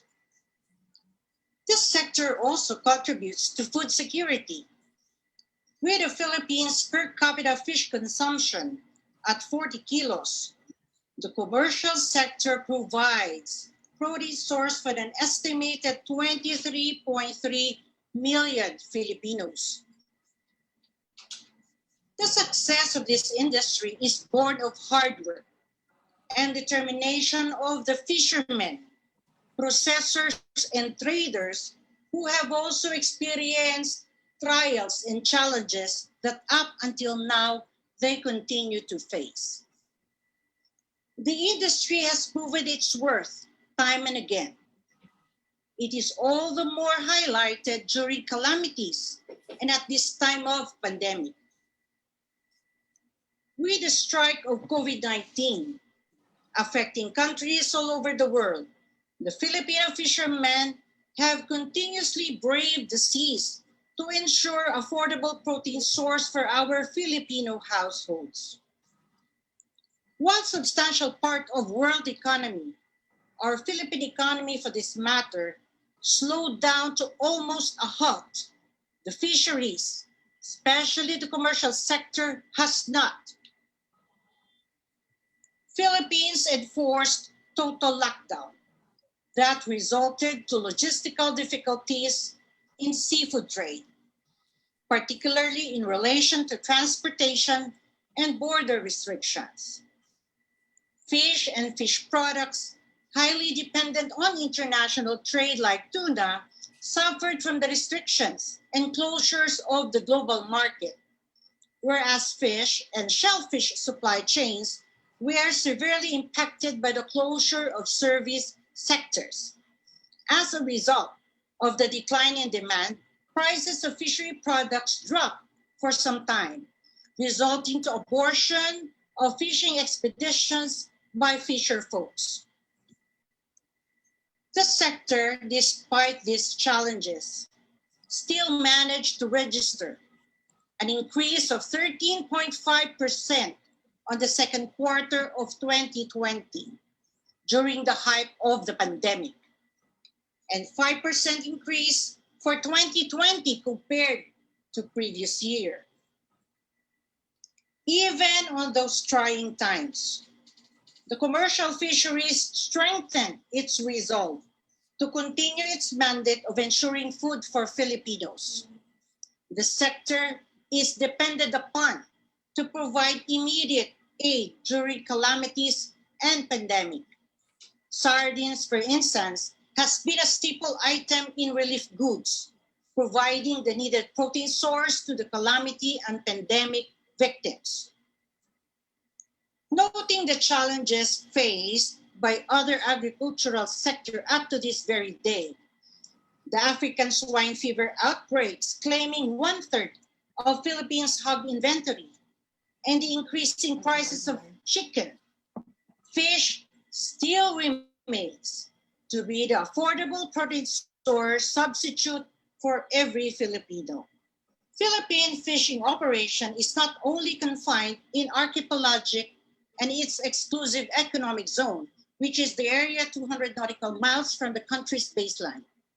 Tuna fishing in particular operates in areas beyond national jurisdiction and has fleets in the high seas and EEZs of other 8 coastal states in the Pacific Ocean, like Papua New Guinea, Solomon Islands, Federated States of Micronesia, Marshall Islands, Palau, Tuvalu, Nauru, and Kiribati. To protect the interests of Filipino fishermen and maximize potential fishing access through bilateral agreements, we are needing support from a competent authority who can strongly represent the Philippine fishing industry. In 2020, only 4 out of the top 10 fish-producing countries in the Western and Central Pacific are managed in the bureau level. These are Taiwan, Papua New Guinea, Vietnam, and our dear Philippines.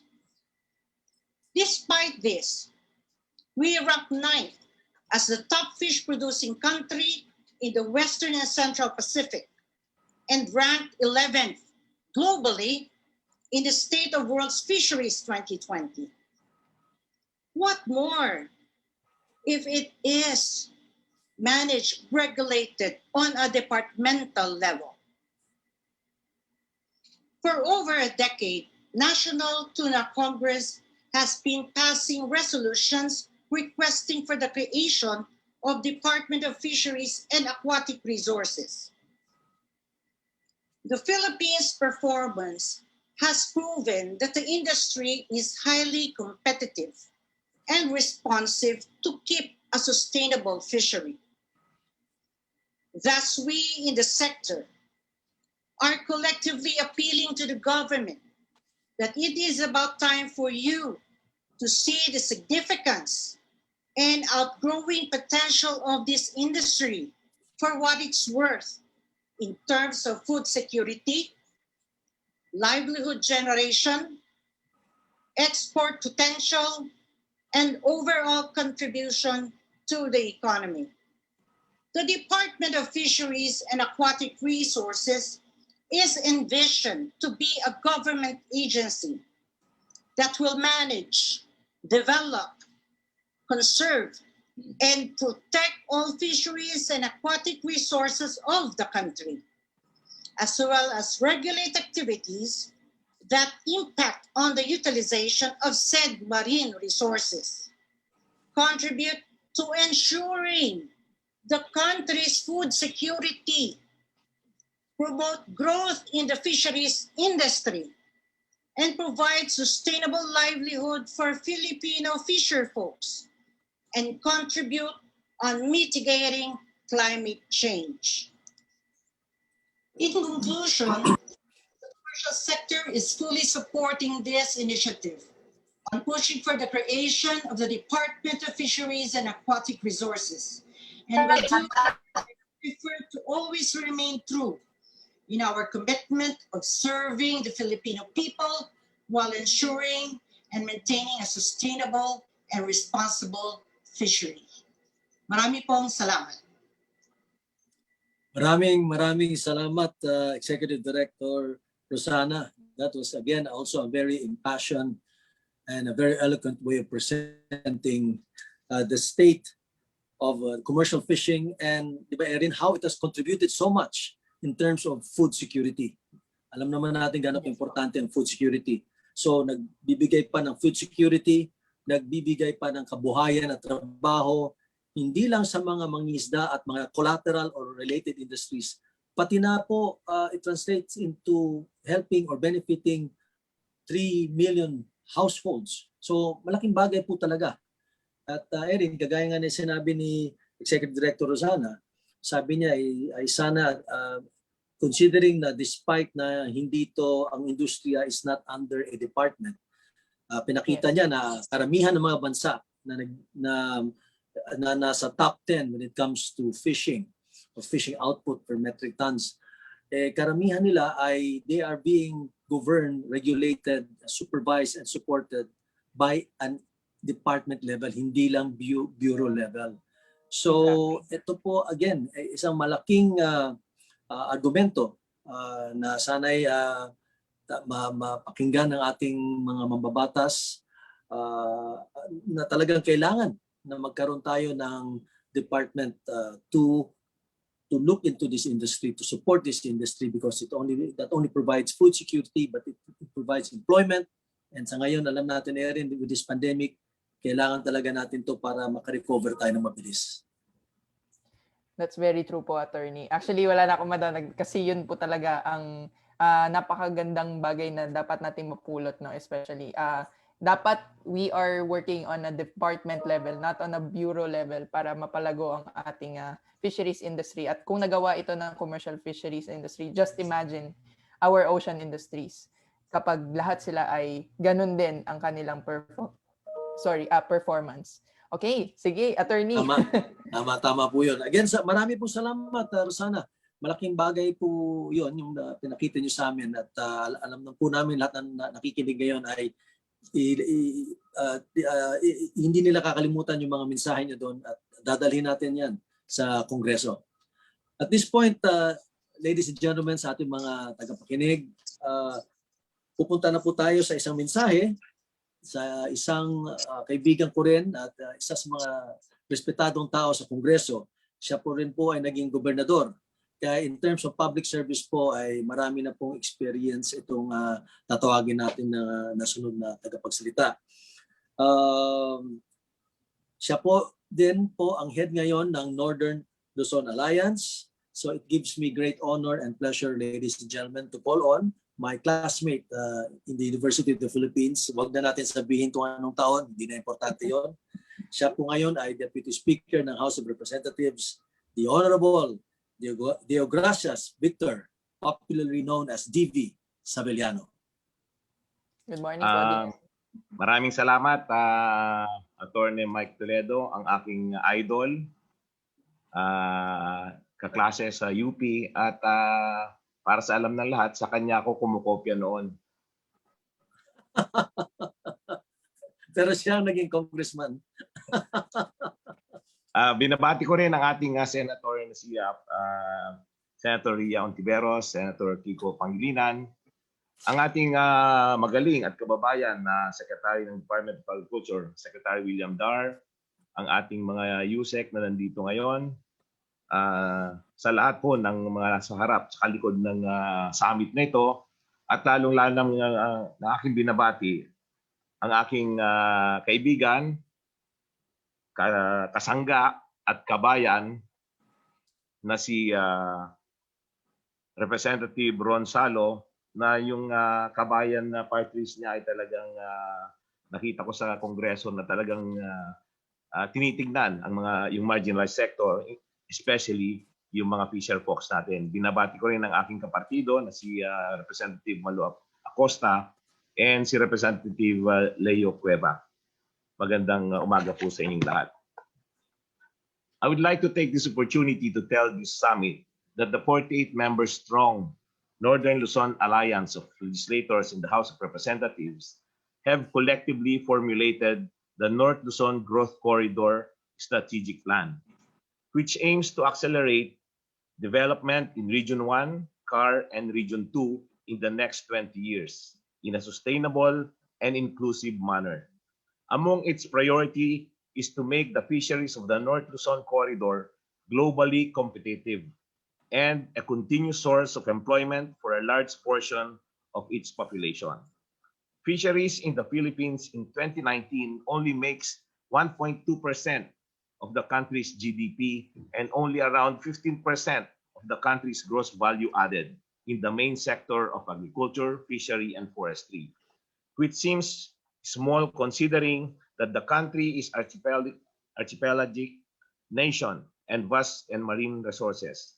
In North Luzon, we produce a total of around 219,000 metric tons of fish with a value of 25 billion, which is only around 5 and 9% of the nation's total respectively. Most of our production in aquaculture, which is 70% of the total, followed by fishing, municipal fishing at 25%, and lastly, commercial fishing at only 5%. Considering that North Luzon is 20% of the country's total land area, this denotes that is underperforming and it still has potentials for future growth. Among the issues that confronts North Luzon's fisheries are the following: low productivity and competitiveness caused by, among others, low access to financing, insufficient infrastructure, and poor marketability. 2, vulnerability to climate change and natural disasters. 3, resource depletion due to overcrowding and pollution. 4, destructive fishing like dynamite fishing and using destructive gears. Overall, at the national level, government support remains insubstantial as the budget share of fisheries in the Department of Agriculture's budget hovers around 10% in the past 2 years, which is way below its contribution to nation's agriculture, fishery, and forestry output. The North Luzon Plan has recommended the following strategies to enhance its fishery sector, promote utilization of modern and sustainable fishing technology, machinery, and equipment, coupled with capacity building activities to teach fisherfolk how to use modern tools, best such as inculcating to fisherfolk that with the use of proper gear and practices can one harvest fish every day compared to destructive fishing. 2, improvement of financial, credit, and marketing assistance to fisherfolks. 3, adopt appropriate production inputs and technology adaptive to the adverse effects of climate change. And 4, rural infrastructure that are disaster and climate change resilient. 5, strict enforcement of fishery laws such as anti-smuggling laws, Philippine Fishery Code, and unregistered aquaculture inputs ban. 6, promotion and development of aquaculture, primarily bangus milkfish industry. And 7, strengthen the linkages between the fisheries and the industry sector to promote product competitiveness and increase economic productivity such as seagrass and seaweeds, which are inputs to many industrial products. Looking forward, North Luzon's fishery sector to have a successful development strategy needs to focus on improving the skills of its fisherfolks, reducing the cost of doing business related to fishing, and making available the resources that they need to compete and thrive in today's global economy. And creating the DOFAR will be a significant step towards achieving this goal. Thank you and maraming salamat po sa inyong lahat. Maraming salamat, my classmate. Talaga naman, kagaya nung panahon natin sa UP, pag nagre-recite ka, kompleto talaga. Kaya maraming salamat. That was a very comprehensive presentation of the plans and programs, especially when you mentioned the North Luzon Corridor, which the objective is to accelerate growth. So makikita niyo po na talaga yung plano nila po ay talagang kumpleto. Pati na rin po sa batas, pati sa enforcement of basic laws, pati pagbibigay ng credit, infrastruktura. Kasi at the end of the day, hindi naman pwedeng piecemeal eh. Alam naman natin talaga na kailangan holistic an approach. Kaya maraming salamat Congressman D.V. Sabeliano for sharing that with us. Di ba Erwin, it's good to know na pati doon sa northern part ng ating bansa, talagang meron talagang programa tungkol dyan. Maraming salamat po. Alright, thank you. Maraming salamat po ulit, DS Sabeliano. Baka meron ka pang gustong basahin dyan, Erwin, na bago tayo tumuloy, baka may gusto kang basahin dyan na mga comments ng ating mga tagapakinig. Yung medyo exciting. Ayun, no? Medyo, since it's still Women's Month, no? Again, greeting everyone po pala na Happy Women's Month sa ating mga kababaihan, lalo na sa ating mga kababaihang mangingisda. Sabi nga po speaking nga po attorney, no? Sabi nga po ni Baby Luz from PKK Negros Oriental, sabi niya sana hindi maiiwanan ang mga kababaihan sa fishery sector dahil hindi gaanong ramdam na kami ay mga mangingisda lalo na sa pagrehistro sa RSBSA. We support the passing of DOFAR. Maraming salamat po, Ma'am Baby Luz. No? Napaka on point po at isa rin to sa mga dapat nating mahalagang pag-usapan, attorney. Yan po yung mga share ko lang po na nasa comments. Maraming salamat, Erwin. Erin, alam mo, magaling ka na host. Baka pwede gusto mo mag-apply sa TV5 o sa Radyo 5. Sabihin mo lang sa akin, ha? Para may konti sa akin. Anyway, alam niyo po, isa pong talaga karangalan para sa akin na ako na-imbita upang mag-host. Ngunit alam mo naman, Erin, kailangan kong umalis ng 10:30 dahil meron pa ako isang pupuntahan. Gusto ko pala pong ulit pasalamatan ang ating steering committee. Thank you so much for this honor and privilege. And of course, sa lahat ng ating mga nagsalita, si Congresswoman Acosta Alba, of course, si Honorable Rizal Tiveros, at iba pa mga key speakers, Congressman Saloco, and of course, Congressman Savillano. And of course, mamaya-maya, talagang abangan niyo po ito. Magsasalita rin po si Senator Francis Kiko Pangilinan, isa pong respetadong membro ng Senado, at marami siyang mga reforma sa agrikultura, pati na din po sa judiciary. Bilang kapwa-abogado, respeto ko po siya sa mga maraming programa niya at pagsusuporta sa judiciary. Alam naman natin kung gaano ka-importante din po ang justisya dito sa ating bayan.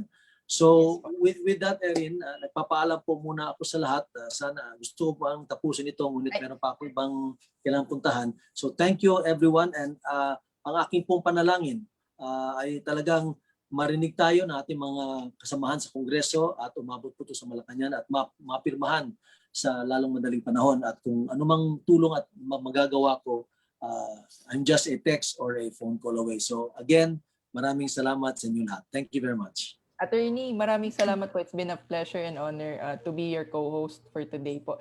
Attorney, baka may 10 seconds lang po kayo. Baka gusto po magpa-picture ng ating mga kasama sa Zoom. Pwede po tayong mag-gallery view at sa ating technical director.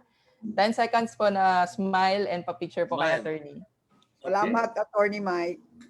My pleasure. Till the next. Oh, yes. Thank you. Thank you. Open po ng mga camera, si Sir Ron. Rio, salamat. Salamat din po, Attorney. Yusek Nonoy. Yusek. Hold for the... Salamat, Attorney Mike. Thank you. Sir Mike. Salamat po, Attorney Mike. Kailangan naming mga akusado ang tulad niyong abogado. Yeah. Inaakusahan mo kami. Ayan, okay na ba? Alright. Thank you. Okay. Thank you again. Okay, thank you. Thank you ulit. Ingat po. Okay.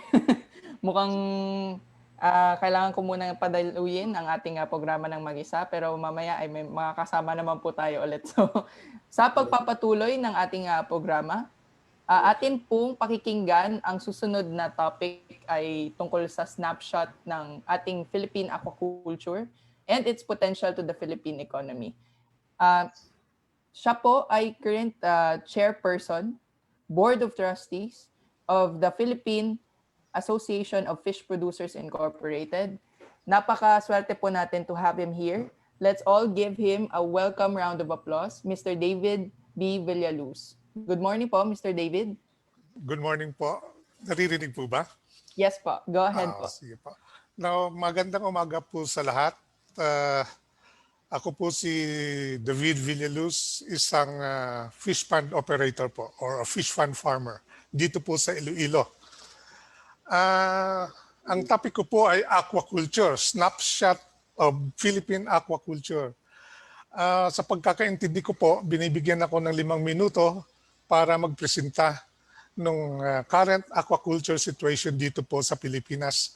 Napakalaking problema ko po kung paano ko maikukompress itong presentation within 5 minutes dahil sa napakaraming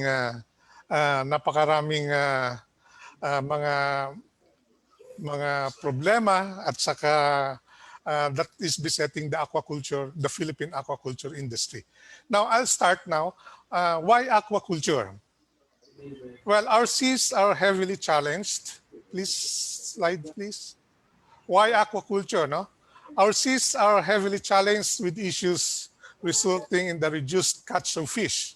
So ang nangyari po dito, kung wala na pong masyadong nahuhuling isda sa karagatan natin, yung aquaculture ay isang pamamaraan na pwedeng pagkunan ho natin ang ating protina na hindi na kayang ibigay ng ating ang ating karagatan. Ang Food and Agricultural Organization projected that by 2050, 80% of the global requirement of fish will come from aquaculture. And some of our neighboring countries like Vietnam, Thailand, have already achieved 80% aquaculture contribution, wherein production was mainly come from their small and medium fish farmers. Now, the Philippines is targeting a 60% production share coming from aquaculture. Next slide, please.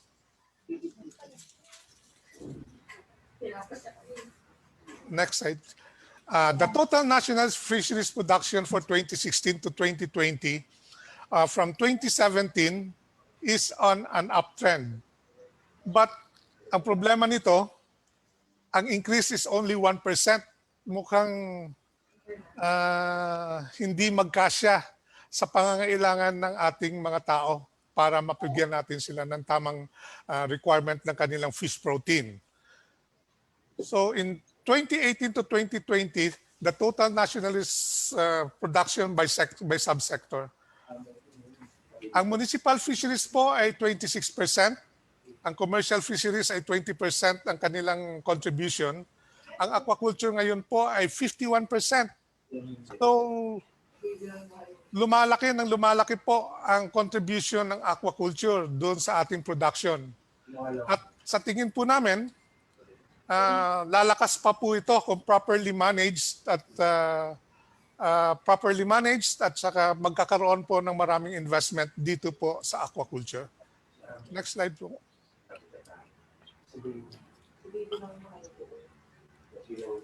Well, the top 5 aquaculture commodities are the seaweeds, milkfish, tilapia, oyster, and tiger prawn.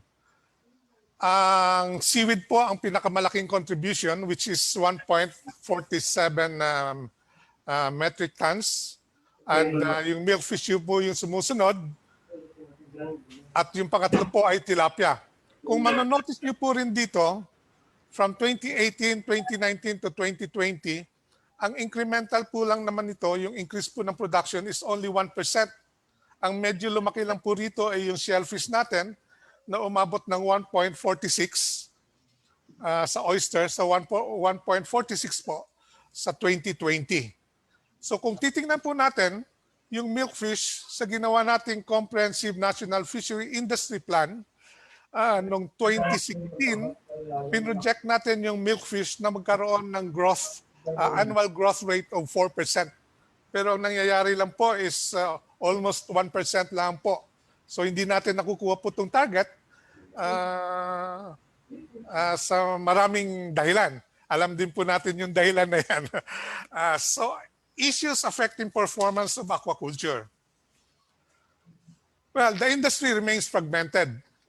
Kami po nahihirapan na magkaroon ng isang malakas na asosasyon dito po sa aquaculture, no? And most of these are dominated by large private sector players. The opportunity to drive inclusive growth via the mainstream introduction of aquaculture to small and medium fisherfolks has not been tapped. So dapat pumunta na rin ho tayo dito sa fisherfolk. Yung fisherfolk dapat subali na rin dito.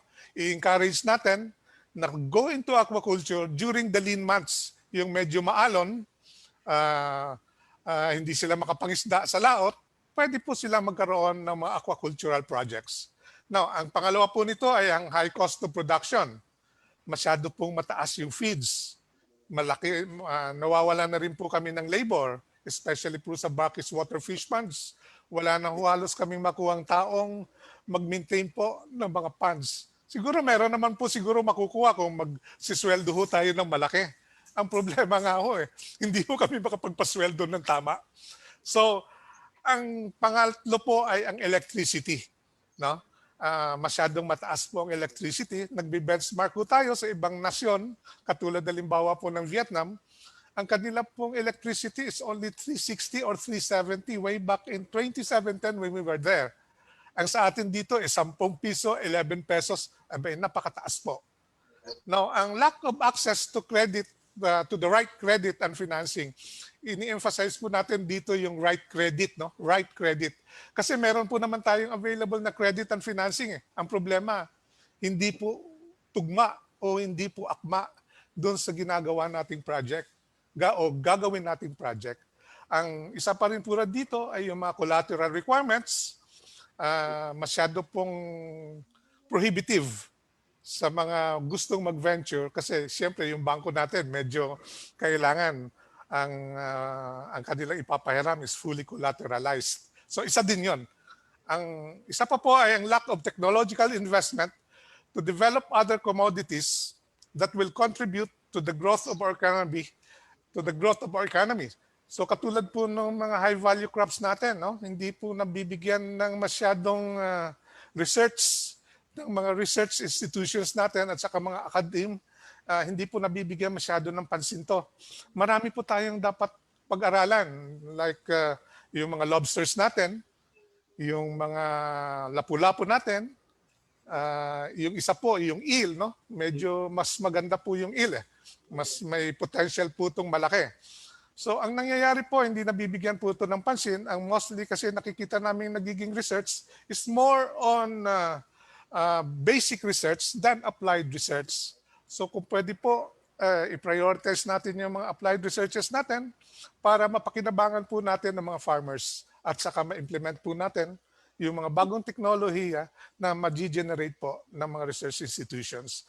Ang isa po ring dahilan dyan na naka-affecto ay yung poor distribution of logistics system. Thus, distribution remains heavily controlled by the middlemen. Ito po yung isang malaking problema. Yung layers of middleman natin dito, hindi lang siguro dito sa aquaculture, kundi kahit anumang klase sigurong agriculture commodity po dito, ang middleman po sa amin, mga 3 hanggang 4 na layers po ito So ito, just imagine kung magkaroon ka ng 3 to 4 layers of middlemen, sa aming computation, mga 15 pesos minimum yung tutubuin ng bawat layer. So outright, magkakaroon po ng increase ng 45 to 60 pesos na increase sa presyo sa farm gate price. Ang kawawa po dito, yung middleman, hindi middleman, kundi yung producer, the fish farmer itself, at saka yung consumer. Kung pwede po nating mapaliit or mabawasan itong layers of distribution of middlemen natin, malaking bagay po ito para sa industriya. Now, proposals to further grow aquaculture, We would like DA-BFAR to help our coastal LGUs to introduce to them mainstream aquaculture to the fisherfolk. They should transfer mature technologies to the fisherfolks para ang aquaculture industry ay biglang or lalong lumawak. Now, another one is the public sector support and investment in the commercialization of low-cost feeds. Ito po yung isang malaking malaking cost sa production yung feeds. So kung pwede nating mapababa, lalong maganda. Sa ngayon po, 5 days ago, I was informed by my feed supplier na mag-i-increase na naman sila ng 5% on top ng kanilang regular price na sinisingil. So ang 5% is kung mag 32 pesos ang 32 pesos ang kuha namin sa sa feeds. Ang nangyayari po mag-increase po ng 30 pesos per bag, 25 kilogram bag. Malaki pong bagay po itong mga increases na to. Kung pwede po magkaroon ng government o yung mga research institution natin na mapag-aralan kung paano po mapababa ito at saka magkaroon po ng other sources of protein, fish protein, to supplement or to get para mapababa natin yung mga fish protein na nasangkap ng feeds. Better facilitation with public and private funding agencies and financing institutions to develop and accord tailor fit credit for aquaculture production. And PPP investments to establish, modernize the distribution and logistics systems like trading posts seamlessly connected to the main markets. Now, how the creation of DOFAR will create the growth of aquaculture. Our proposals will require budget. The growth targets of aquaculture in the CNFIDP could not be achieved because of the lack of budgetary and resource support. Now, ang pangalawa po ay the implementation of our strategies will require focus. DA is currently beset with issues affecting many of its commodities, which requires their full attention. DOFAR, when provided with the right budget and resources, can better focus on implementing the strategies to achieve the aquaculture sector's growth targets. And third, the opportunity for aquaculture to contribute to the inclusive growth directions of the government is huge and can best be achieved by DOFAR. Maraming salamat po. Ayan, maraming salamat po Mr. David Villaluz, again of PAFP. Napakamalaman po ng inyong presentation, especially on the potential of the aquaculture industry and how it's been. Paano pa natin ito, no? Gaya nga ng napag-usapan namin ni Sir Jong on one of our conversations, Sir Joseph Borromeo of PAFP2, na napakalaki ng pwedeng magawa ng aquaculture, especially for sustainable fishing and sustainable para mapa-improve pa yung blue economy natin. So, maraming salamat ulit, Mr. David. Tayo po ay magpo-proceed.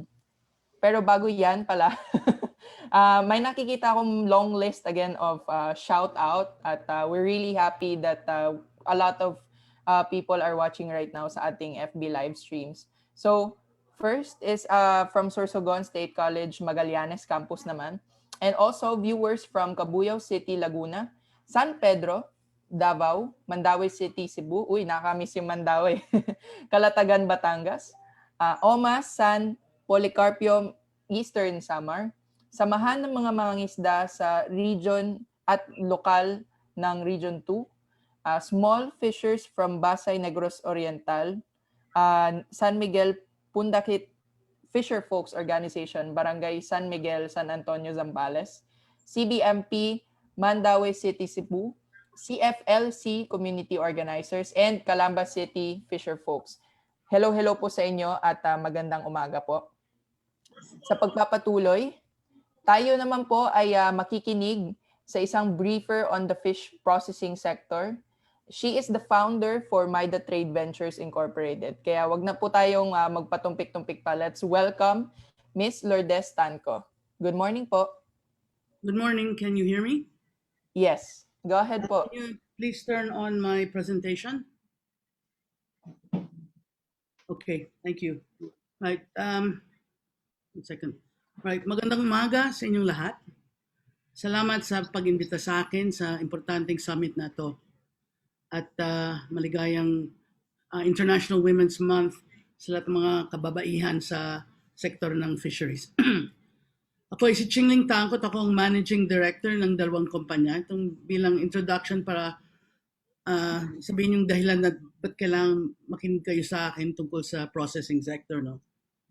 Next slide please. Una, ang Maida Trade, 35 taon na bumibili ng frozen seafood na may halagang mga $150 million isang taon galing sa Asia bilang representative ng mga malalaking importer sa Amerika at sa Europe. May 4 na opisina kami sa Pilipinas, sa Indonesia 2 at sa Singapore. Pangalawa, ang Maida Food, 24 na taon na food distributor based sa Manila. Ako rin ay ang namumuno ng Fisheries and Aquaculture Board, isa sa mga board na itinayo ni ex-DA Secretary Cito Lorenzo in 2003 para tumulong sa kanya kami yun sa Fisheries. Pinagtanggol namin ang pagpasok ng Vanamay na hipon. Sa ngayon ay bumabalik na sa 60,000 tons isang taon. Medyo contrast kami ng speaker kanina tungkol sa volume ng hipon. Ang sa numbers namin siguro ang tiger mga 1,000 tons na lang or 2,000 tons ang production. Next slide please. The processing ng frozen seafood, itong assessment ko dahil pinag-aralan ko ito mula umpisa kami dun sa pag-introduce ng Vanamay. Ito ang mga planta na pwedeng mag-process ng hipon kasi ito yung mga malalaking planta na pwedeng mag-export. Yung mga blue shaded area dyan ay yung mga sanang may mga malalaking shrimp farms ng Vanamay dahil itong pwedeng i-process, okay? Nakikita din niyo ang mga hinahanap ng buyer dito kaya naka-code yan sa kulay at saka sa mga star. Hinahanap mga individual quick frozen freezer, right? Hindi contact or blast freezer. Makikita ninyo mamaya sa picture. Cooking facility, yung mga pula. EU accreditation, kung sinong pwedeng mag-export sa EU. At sa third-party certification. I-explain ko sa ibang slide. Next slide. Para lang sa magbabangos. Next slide, please. Yan, sorry. Tama, back up, sorry. Dinagdag ko dito sa kulay na berde, back up please, ang mga malalaking planta na nagpo-process ng bangus. Ang nakita namin sa pag-aral ko ng sitwasyon ng processing para sa frozen seafood noong 2010 hanggang 2014 ay ang karamihan ng planta ay luma at ang equipment ay outdated. Maliliit sila, madaming type ng seafood ang pinoprocess at mga 1 to 2 tons per day lang ang mga produksyon. Ikumpara ito sa Indonesia na siguro ang capacity lang mga 10 to 80 tons per day. Okay, so may mga ang tinatawag na competitive advantage at economies of scale. So kung konti lang ang production, medyo kung mag-i-invest ka ng bagong planta which is about $10 million or 500 million pesos, kung konti lang ang production, medyo mahihirapan ka kung 1 to 2 tons a day ka lang. Okay? Yung isa, kulang ang pagkikilala sa mga requirements ng mga merkado. Matagal na tayong main market natin sa hipon ay Japan.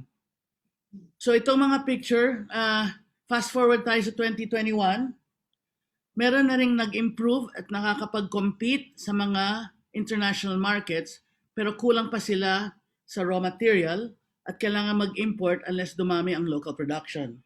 Ito yung mga picture, yan ang IQF machine. Yung sa katabi niya ang black frozen, yan ang technology ng most plants dito pa rin. Yan ang cooking facility, grading, yan ang mga planta sa Indonesia at sa India. Next slide. Sa mga canneries naman, sa mackerel and tuna canneries, halos pareho ang sitwasyon.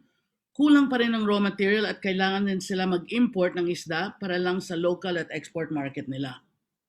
Sa canning lang ng sardines ay halos katamtaman lang ang isda para sa canneries. Sa mga isda ng tamban, alagaan ninyo ang inyong resources para hindi kailangan mag-import nito kagaya ng galunggong at mackerel.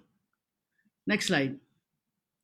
Yung sinasabi kong third-party certification kanina, kahit dumami na rin ang planta at nag-modernize, meron pang requirement na ngayon kailangan sundan. Ito ay nagiging requirement especially sa international export markets, pero unti-unting sumusunod na ang mga high-end restaurants and lalo na sa mga malalaking hotel sa Maynila.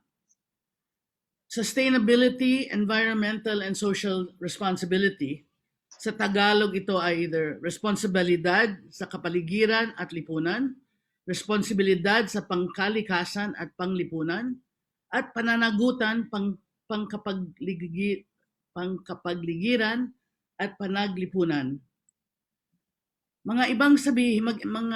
Ibig sabihin nito ay sa panangkap ng isda, sustainableng pangingisda. Number 1, gamitin ang tamang size ng lambat na hindi nahuhuli ang mga isda na maliit. Respetuhin ang panahon na kailangan ng isdang makapag-itlog at dumami. Huwag gumamit ng payaw. Maghanda ng mga records para mapatunay saan at kailan nahuli ang isda at hindi ilegal ang paghuli. Sa aquakultura, huwag patayin ang mga mangroves para magtayo ng mga bagong ponds. Huwag itapon ang mga tubig na puno ng dumi at baka masira ang lupa sa paligid or mapollute o makalat ang posibleng virus sa tubig na gagamitin ng iba. In 2012, sa Thailand, yung pinakamalaking exporter that time or producer, nagka-virus sila, nahati or less than hati yung production nila from 600,000 tons to 190,000 tons. So, yan ang peligroso na problema ng hipon. Huwag gumamit ng mga menor de edad na mga bata para sa trabaho sa ponds. Alamin natin ang mga sakit na pwedeng tamaan ng hipon at bumili ng baby shrimp or shrimp fry na galing lang sa approved hatcheries. Ilan lang ito at marami pa yan at kailangan ma-educate kayo at ang mga anak ninyo tungkol dito sa mga bagong lalabas na requirements para sa fishing at aquakultura. Yan ang responsibilidad ng gobyerno at yung mga NGO para turuan kayo. Finally, ang mga merkado ay humihingi ng pruweba na talagang sumusunod natin itong mga responsibilidad. Ito ay tinatawag na third-party certification. Tao o grupo ito, halimbawa ang SGS or Grupo Veritas na internationally accredited na walang self-interest sa issue na ito. So hindi pwede yung gobyerno o yung exporter or trader na magsasabi, pwede na kayo mag-export, tanggapin ng palengke. Alright? Kung makuha nyo itong klaseng certification ay makakapasok kayo sa mga mas magandang merkado na nakakabigay ng mas mahalagang presyo para sa produkto ninyo. So, ang punto doon ay hindi lang planta ang importante, pero ang mga practices ninyo sa fishing and sa aquaculture. That's it. Thank you. 5 minutes. Yun lang. Maraming salamat po, Ma'am Chingling Tanco. No? Grabe, sinakto niyo po sa 5 minutes. Pero at gaya, I would agree with the comments po sa comment po ni Dr. Jason De Guzman, no, sa chat box natin na it's really very, very informative. At yung pinaka-importante talaga doon siguro, no, for me is yung requirements doon sa process, kasi we really have to practice the eco-friendly, sustainable, and responsible fishing. Para din maprotektahan natin ang ating marine and aquatic resources. So maraming salamat po ulit, Ma'am Chingling, and I would encourage everyone in the chat box pa to add comments, questions habang andito din si Ms. Tanco, so that she can answer din po if you have further inquiries dun sa mga requirements. All right? So nakakagutom din, no? Nakikita ko yung tuna and mackerel, isa sa mga paborito kong mga pagkain. All right, so to move forward sa ating third segment of the program, tayo po ay very honored to have him today. He is the Undersecretary of the Presidential Human Rights Committee. Let's welcome him to give a solidarity message, Honorable Severo S. Catura. Good morning po. Good morning. Maraming salamat, Erin. Narinig mo po ako? Yes po. Go ahead po. Okay, thank you very much. Okay, good morning po sa lahat. To the organizers of this summit, especially the steering committee, congratulations po sa napakaganda niyo pong event sa araw na ito. And I'd like to specially mention po ang Kabayan Party List, no, headed by Congressman Ron Salo, who is one of the advocates for the creation of the DOFAR. At siya po talaga ang personally who invited me to be here. No? At nakakatuwa naman na ang fisherfolk sector ay isa sa mga marginalized sectors na binibigyang masusing pagtutok sa kanilang karapatan ng Kabayan Party List sa Kongreso. Thank you so much for making me a part of this important gathering and for allowing me to share my thoughts on the issue from a human rights perspective. And to my colleagues in the government and to the sector leaders, movers, and all other stakeholders in the fisheries industry, ikinagagala ko po kayo na makasama ngayong araw na ito. Now, whenever we take a look at issues from a human rights lens, one of the first questions that we ask is, what is at stake here for the poor, the marginalized, and the most vulnerable in society? And when we look at the matter before us now, indeed there is much at stake for the fisheries sector. We are disturbed by the fact that, as what the Philippine Statistics Authority reports, our fisher folk are among the poorest in the country. And government must, as a matter of duty and obligation, address this concern. We have learned from the presentations earlier that our vast waters are sources of livelihood to as many as 2 million fisher folk, whose hard work not only puts food on our tables, thus serving as our people's lifelines, but also contributes significantly to the country's economic growth. But the same presentations also inform us that the current state and management of our natural and finite aquatic and coastal resources, on which these 2 million Filipinos depend on for a living, and for the rest of us for our lives, our sustenance, remains constrained by problems. This is the value that comes with the holding of this summit that aims to discuss the state of the Philippines fisheries sector and to truly understand the need for interventions, one of which is the creation of the DOFAR that will respond to its lingering problems. We recognize the mission of the proponents of and advocates for the DOFAR and similarly view it as necessary to uplift the lives of our fisher folk and to address issues with fish producers and other actors involved in related services.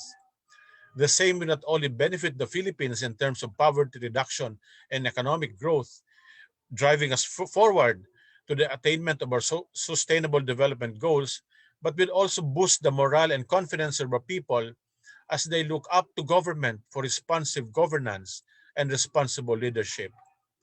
Last year, we were especially reminded of the contributions of the agricultural sector to our food security. We realized that the pressing need to advocate and to ensure that those who provide for us are protected and that they too should enjoy the fruits of their labor.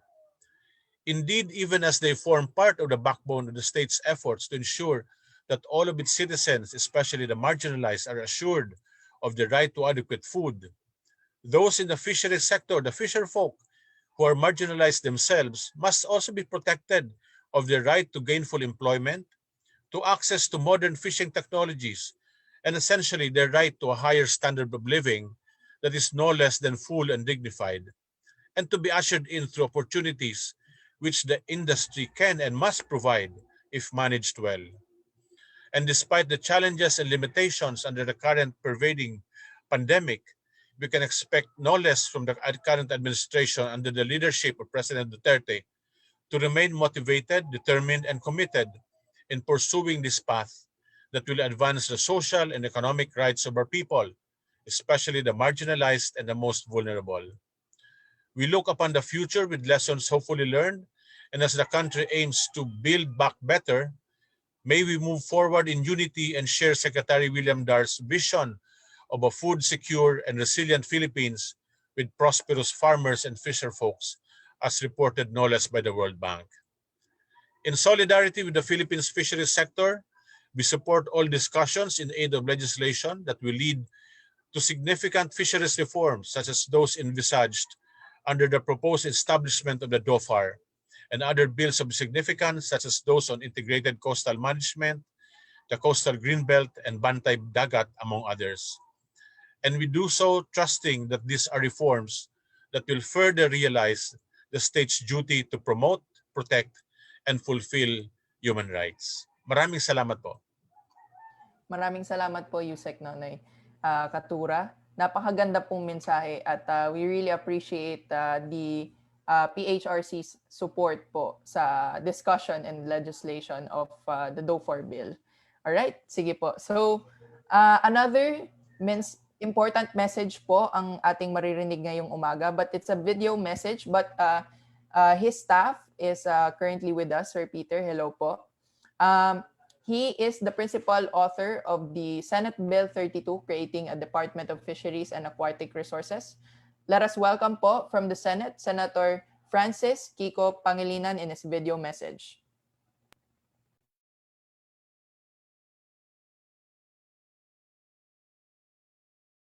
Magandang araw sa kanilang lahat. Nais kong batiin si Secretary Willie Dar ng Department of Agriculture, ang ating Direktor ng BIFAR, Bureau of Fisheries and Aquatic Resources, si Director Eduardo Gongona, sa ating fellow legislators, officials, and employees, rank and file ng Department of Agriculture at ng BIFAR, sa ating mga kinatawan ng mangingisda, Ka-Upper Alerosa ng NAPSI, Ms. Rosana Bernadette Contreras ng Soc-Sargent Federation of Fishing and Allied Industries. Ladies and gentlemen, magandang araw ulit. I'm very happy to be here to give a solidarity message sa ating National Fisheries Summit. Napakahalaga ng pagpupulong na ito. Ako ay natutuwa at nagpapasalamat na ako'y nakasapi o nasama ninyo dito sa National Fisheries Summit. Congratulations! To the Philippine Legislators Committee on Population and Development sa pag-oorganisa nitong summit na ito. Siyempre, binabati ko rin ang ating mga kasamahan na nasa fisheries sector, ang ating mga mangingisda na nakatutok sa programa natin ngayon. Magandang araw sa inyong lahat. Magandang pagkakataon ang programang ito para mapag-usapan ang estado ng ating sektor ng pangisdaan at mga challenges at mga problemang kinakaharap, lalo na ang panawagan para maitulak ang ating panukala na maitatag ang isang Department of Fisheries and Aquatic Resources. Bilang principal author ng Senate Bill 32, bilang pangunahang may akda at ng panukalang batas na ito, kasama din natin naghain ng katulad nitong panukalang batas ay Senator Risa Ontiveros at Senator Ralph Recto. Nakasaad sa ating panukala na ang Department of Fisheries and Aquatic Resources ang magkakaroon ng primary jurisdiction sa management, conservation, development, protection, utilization at disposition ng lahat ng fisheries and aquatic resources sa bansa. Maraming ibang bansa sa mundo, lalo na ang pinakamalalaki, ang kanilang coastlines ay merong Department of Fisheries. Minamandato rin ng Department of Fisheries na ipatupad ang mga relevant provisions ng international treaties and agreements, kasama na ang Convention on International Trade in Endangered Species of Wild Fauna and Flora, United Nations Convention on the Law of the Seas, at ang Convention on Biological Diversity.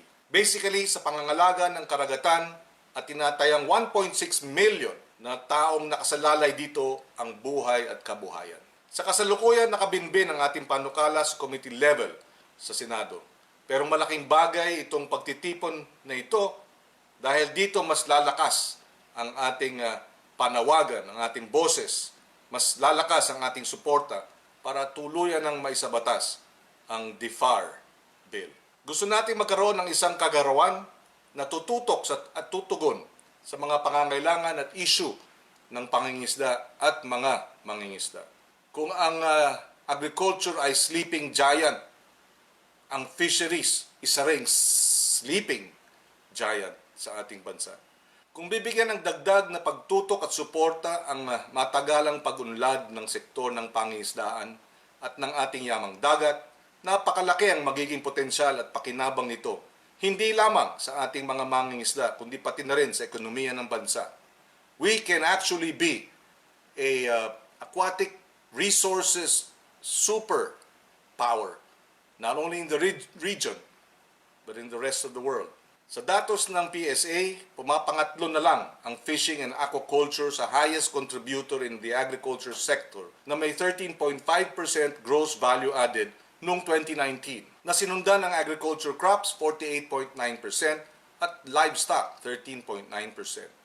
Nagpo-produce tayo ng 4.4 million metric tons ng fisheries and aquaculture na nagkakahalagang 281.7 billion pesos. Pero sa kabila ng ating malalawak na karagatang hitik sa yamang dagat, we are after all the center of aquamarine biodiversity in the entire planet. Nananatili pa rin mahihirap ang ating mga mangingisda. Mayroong 26.2% poverty incidence sa sektor ng mangingisda. Pumapangalawa na lamang sa mga magsasaka na may 31.6% poverty incidence base sa datos ng 2018. Kung pinapakinabangan ng 1.6 million nating mga mangingisda ang 281.7 billion pesos na kita ng fisheries at aquaculture, merong mahigit 176,000 pesos ang bawat isang mangingisda. At hindi lang yan, dagdag pasakit pa ang pandemyang kinaharap natin ngayon sa kasalukuyan. Lalong kawawa ang estado ng mga mangingisdang naiipit sa agawan din ng teritoryo sa West Philippine Sea, kung saan ginigipit ng mga Chinese vessels ang mga pumapalaot na mangingisda. Nakakalukot din na sa kabila na ang Pilipinas ay 4/5 na territorial sea, katubigan at karagatan, kakarampot lang ang nakalaang budget para sa BIFAR. Ngayong 2021, 6.9% lamang mula sa kabuuang budget ng Department of Agriculture ang budget ng Bureau of Fisheries and Aquatic Resources. Kahit na paano natin tingnan, if our territory is 4/5 water and 1/5 land, hindi tama na yung budget ng departamento ay 6.9% lang napupunta sa fisheries. Nevertheless, I feel that today is an auspicious day. We are coming into the Holy Week at naalala ko ang kwento ng 5 pirasong tinapay at 2 pirasong isda. Napakain ng libo-libo dahil pinagsaluhan itong kakarampot na pagkain. Nandun ang milagro, sharing. Sa sharing, yayaman din ang ating pangingisda at mga mangingisda. Sharing of knowledge, sharing of information, sharing of the right policy, sharing of resources. Malaki ang mararating ng ating sektor ng pangisdaan kung ito'y mabibigyan ng pagtutok. Naniniwala ako sa potensyal nating maging aquaculture powerhouse at isang hakbang para makamit natin ito ay ang pagtatalaga ng Department of Fisheries and Aquatic Resources. Sabi nga, DEFAR is the solution. Medyo corny. At in the meantime, sabi ko nga, what we can do, dahil may mga debate sa pagtatalaga o pagtatatag ng panibagong department sa loob ng ating burokrasya. What can be done immediately is that the President issue an executive order reorganizing the Department of Agriculture, removing the BIFAR from the Department of Agriculture bureaucracy, placing it under the Office of the President, and providing a cabinet rank official to head this office, Fisheries and Aquatic Resources. That way, we will be able to provide cabinet rank leadership in the BIFAR and therefore mas matututukan. This does not need a law. And this could be the precursor, actually, of the Department of Fisheries and Aquatic Resources. A separate office with a separate budget under the Office of the President. We will push for this too, if it will gain support as a temporary initial step towards the realization of the Department of Fisheries and Aquatic Resources. Magandang araw sa kanilang lahat at maraming salamat. Please stay safe. Alam ko, sa pamamagitan ng ating sama-samang tulungan, uhugot tayo ng tapang at lakas mula sa isa't isa, malalagpasan din natin ang mga pagsubok na hinaharap natin. Thank you at maraming salamat. Wow, maraming salamat po, Senator Kiko Pangilinan, for that very inspiring message. At napaka-powerful po kasi we hear supports from the executive branch, from PHRC, at kasama po sa Senate, and of course, from the rest of us. Gaya nga ng sinabi ni Senator Kiko, let's work together para mapalakas pa yung ating puwersa as temporary action until we finally see a Department of Fisheries and Aquatic Resources. Okay, moving forward po, baka bago po tayo pumunta sa ating pinaka-important na part ng ating program ay mag-relax muna tayo at mag-enjoy at maki-jamming, no? Dahil bibigyan po tayo ng intermission number ng isang napaka-importanteng singer ngayong umaga. Sabi dito siya ay tawag ng tanghalan daily winner, golden microphone holder sa Showtime, at Pilipinas Got Talent Season 3 semi-finalist, at strong Kabayan Party List supporter, and also she's part of the top 20 of Asia's Got Talent daw. So can you guess sino po ba? All right, sige. So let's welcome Miss Lynn Del Rosario.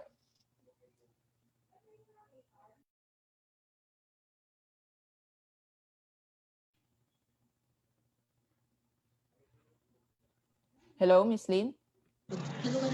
Ayan. Okay po.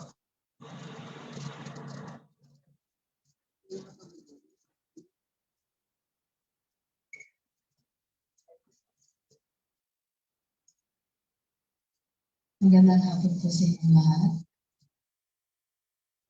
Magandang hapon.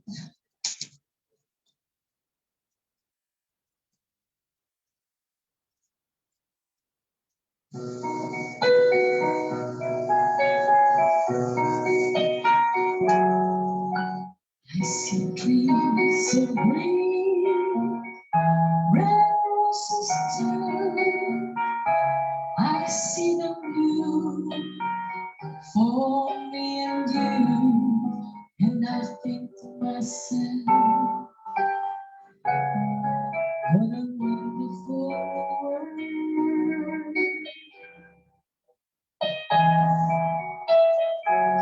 I see skies of blue and clouds of white, bright as the day, dark sacred night, and I think to myself,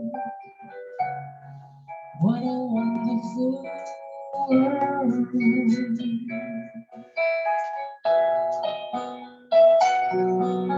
The colors of the rainbow, so pretty in the sky, are also on the faces of people going by.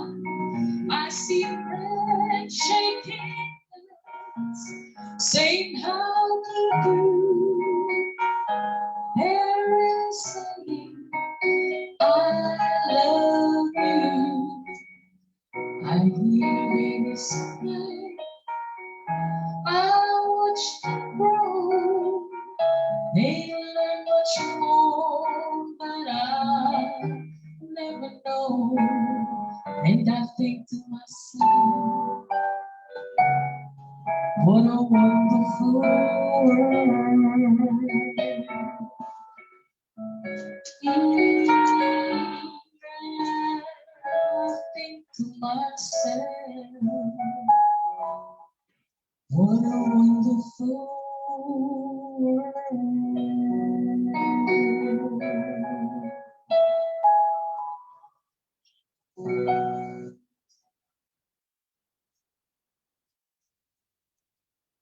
Thank you so much. Ang susunod ko pong aawitin na ito, kapaligiran ng ano po sa ating kailangan. Wala ka bang napapansin sa iyong mga kapaligiran? Kay di na ng hangin, pati na ang mga ilog natin. Hindi na masamang pagkulat at malayo-layo na rin ang ating narating. Ngunit basta mo ang tubig sa dagat, dati kulay asul, ngayon naging itim. Ang mga dumi nating ikinalat sa hangin, sa langit, huwag na natin paabutin. Upang kung tayo'y pumanaw na sariwang hangin, sa langit natin matitignan. Mayroon lang na pong hinihiling sa aking pagpanaw, sana'y tagulan. Gitara ko ay aking tatagin, upang sa ulap na lang tayo magkantahan.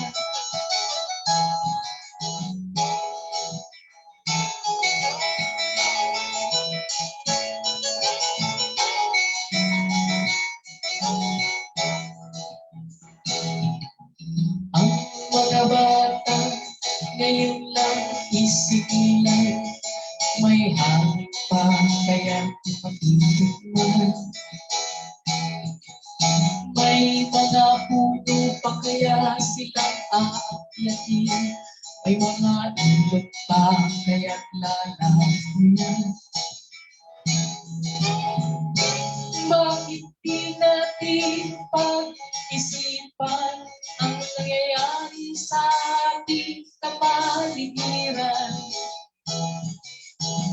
Hindi na masama pag-ulan kung hindi nakakasira sa kalikasan. Darating ang panahon, mga ibong ganap ay wala nang tatapuan. Basta ng mga pulong dati ay katang, ngayon naman ay dahil sa ating kalokohan. Lahat ng bagay na narito sa lupa, biyayang galing sa Diyos kahit ngunit ay wala pa. Ingatan natin na huwag nang sirain pa, pagkat kanyang binawi tayo mawawala na. Mayroon lang akong hinihiling sa aking pagpanap, sana ay kamulan. Gitara ko ay aking dadalhin upang sa ulan na lang tayo magkantahan.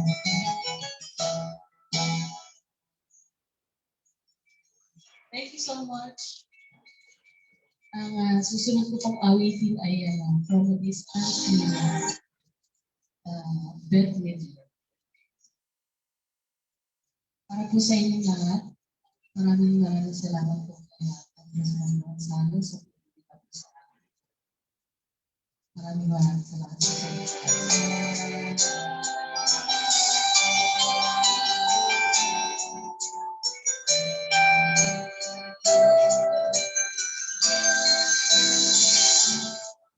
From a distance, the world looks blue and green, and the snow-capped mountains high.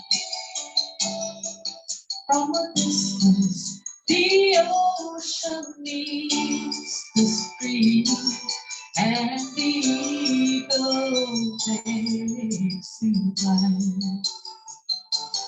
From a distance, there is harmony, and it echoes through the land. It's the voice of peace. It's the voice of every man.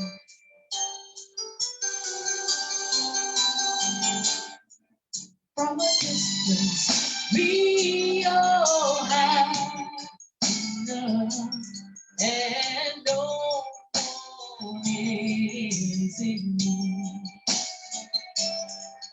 There are no bugs, no bombs, and no disease, no hungry lives out to feed.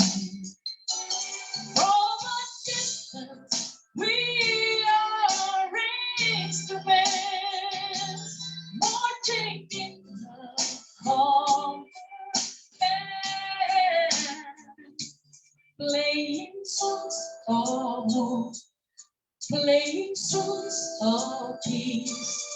They are the songs of every man, and God is watching us. God is watching. God is watching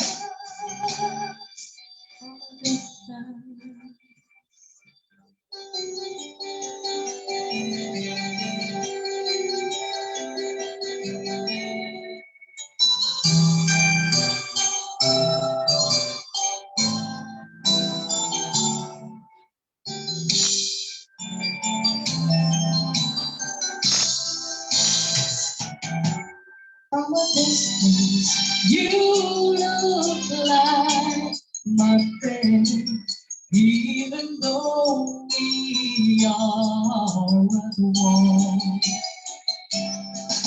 From a distance, I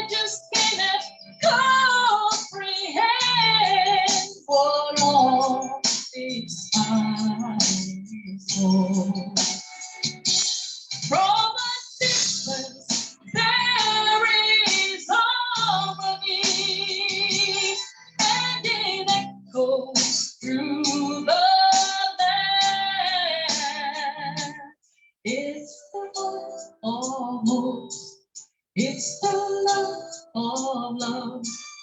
It's the heart of every man. It's the hope of hopes. It's the love of love. This is the song of every man. And God is watching us. God is watching. God is watching us from a distance. Oh, God is watching us. God is watching. God is watching us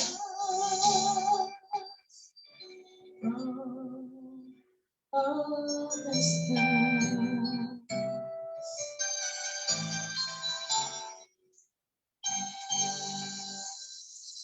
Thank you so much.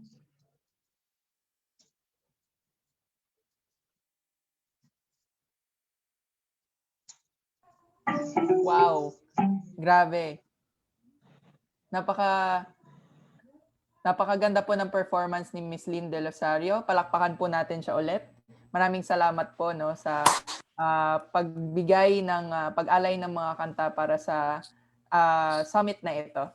Okay, so nasa pinaka-importanting part na tayo ng program and we would like to apologize lang. No? Medyo lalampas po tayo kasi 11:51 a.m. na. But we are now on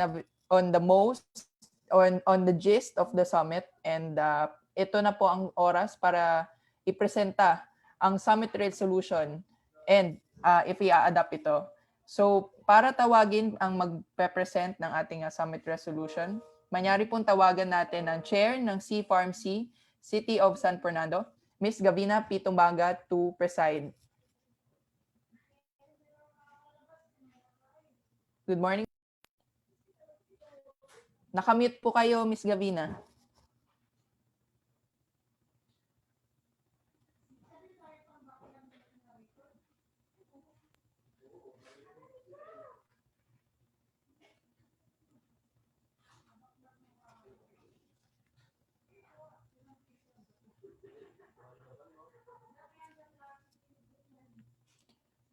Okay, mukhang may technical issue lang po tayo. But let's wait po for Ms. Gavina po. Mute po kayo, ma'am.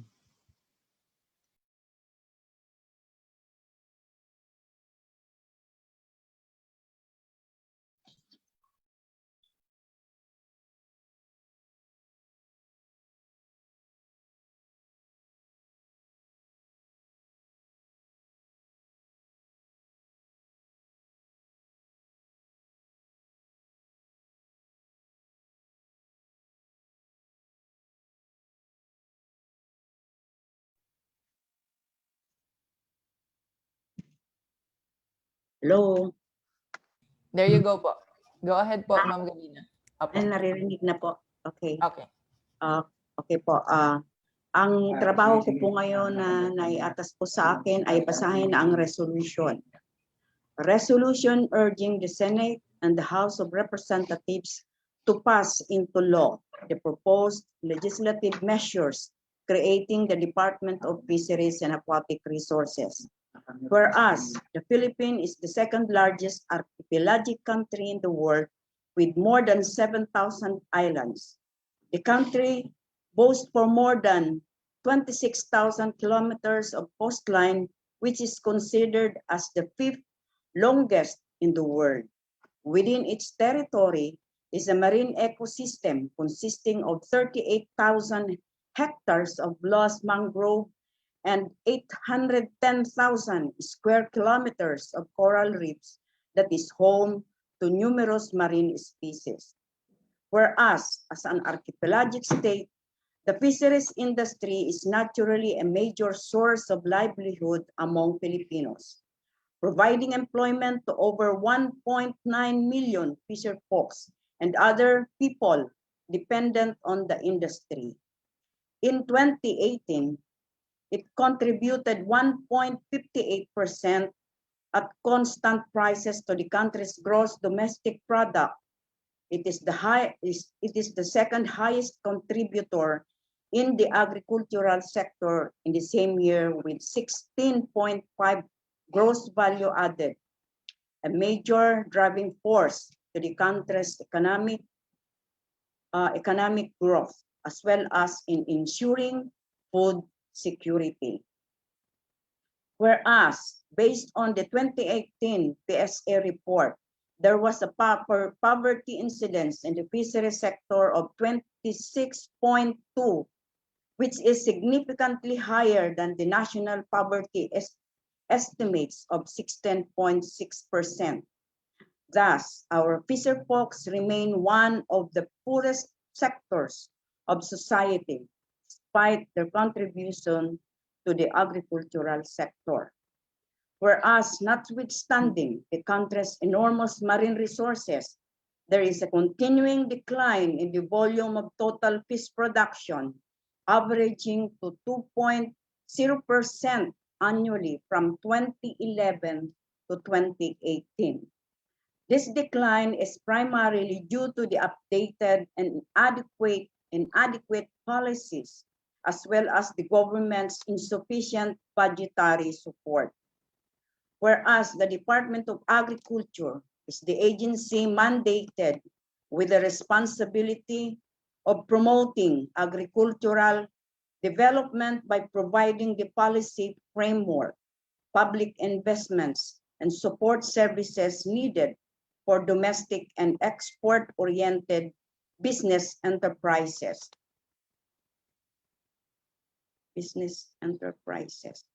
Unfortunately, the effort of the Department of Agriculture seemed to have been focused on land-based agriculture to the detriment of the fisheries industry. Whereas in the series of dialogues with municipal and commercial fisheries groups, there exists a demand to improve the policies, programs relating to the subsector. Whereas the challenges faced by the country's fisheries industry call for the creation of the department dedicated for the development, improvement, management, and conservation of the country's fisheries and aquatic resources. Whereas there are currently 14 bills pertaining to the proposed creation of the Department of Fisheries and Aquatic Resources that are being deliberated upon at the House of Representatives, while 3 other similar measures are being tackled before the Senate this 18th Congress. Whereas the DFAR is envisioned to be the government agency that will manage, develop, conserve, and protect all fisheries and aquatic resources of the country, as well as regulate activities that impact on the utilization of said marine resources. Its creation will contribute to ensuring the country's food security, promote growth in the fisheries industry, and provide sustainable livelihood for Filipino fisherfolks, as well as contribute in mitigating climate change. Whereas the creation of the FAR will enable the country to harness the huge economic potential offered by the blue economy that is associated with the country's marine ecosystems. In a 2017 joint study conducted by the University of the Philippines, Ateneo de Manila University, and the University of California, Santa Barbara, this blue economy was found to have a value of 75.2 trillion and net annual benefit of 317.33 billion. The value only includes our coral reefs, seagrass beds, continental shelf, mangrove areas, and does not yet account for other sea-based activities. Whereas its creation will optimize management, development, production, utilization, protection of the fisheries and aquatic resources of the country, which will greatly aid the recovery of our country's economy, gravely affected by the pandemic.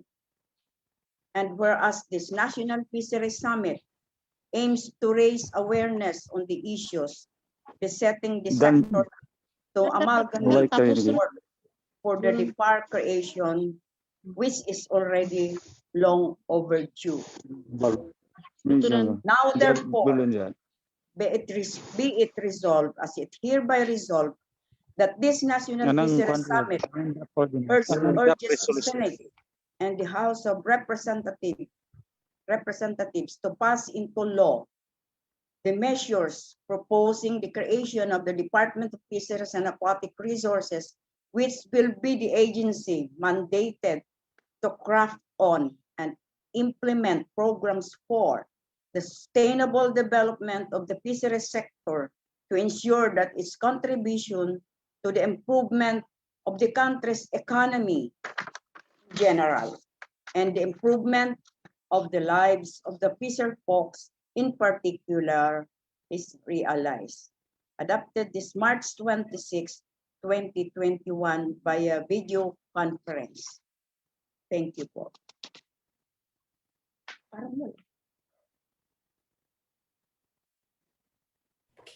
Ayan, maraming salamat po, Ms. Gabina, for presenting the resolution to the body or to the plenary. Sige po. So currently po ay naka-spotlight sa ating lahat ang mga tatanggap ng resolution. Si Deputy Speaker Adeo Gracias Victor Savillano, si Rep. Marvy Marino, si Rep. Cueva. If makakapag-on cam po si Director Gungona ng BIFAR, we would like to request you po to open the camera so that we can spotlight you too. And then si Rep. Ron Salo din po ay naka-spotlight.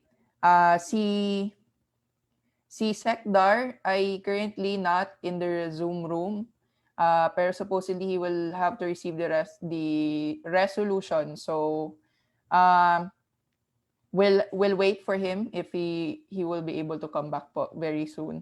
But the process, yung mangyayari po ang para sa isang napaka-historic na moment ay ibibigay po ni Ma'am Gabina virtually yung resolution. So parang i-hand over niya po sa screen, and then pansamantala po we will send the official hard copies of the resolution including the list of organizations na nakita niyo po kanina naka-flash sa ating screen. We will send it to their offices po. But for now, if we can grab a temporary paper or if it feels like grabbing a paper po on the screen, let's do it po. Ayan. And then we would like to request our TD to take a picture, and anyone can also take a picture po if they like. So, okay po ba yun, Rep. Marvy and DS? Parang ganito lang po siya, yes. Opo. You can also remove me from the spotlight for now, TD. I'll just remove myself. Ayan. Si Rep. Ron din po, no? Ayan. Okay. Picture time po tayo.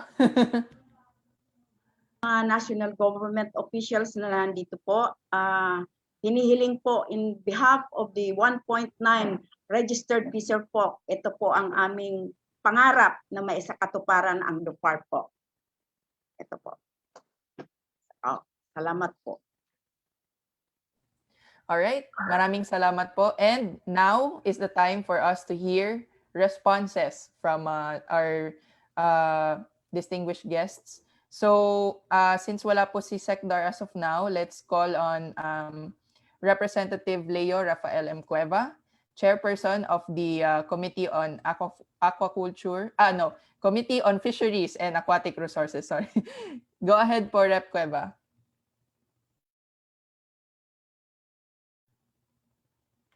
Nakamute po.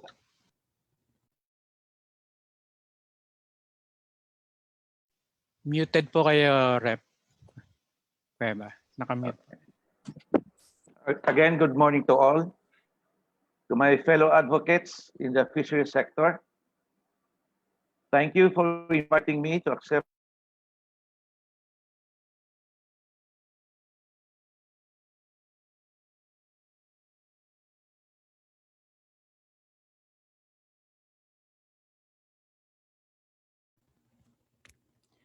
Mukha po atang nag-freeze po si Rep Cueva. Okay lang po siguro if... Ayan. Representative Maria Lourdes Acosta Alba, Representative Marvi Marino, Representative Ron Salo, who is also the chairman on our TWG for the Department of Fisheries and Aquatic Resources, together with his co-chairman, Congressman June Gato.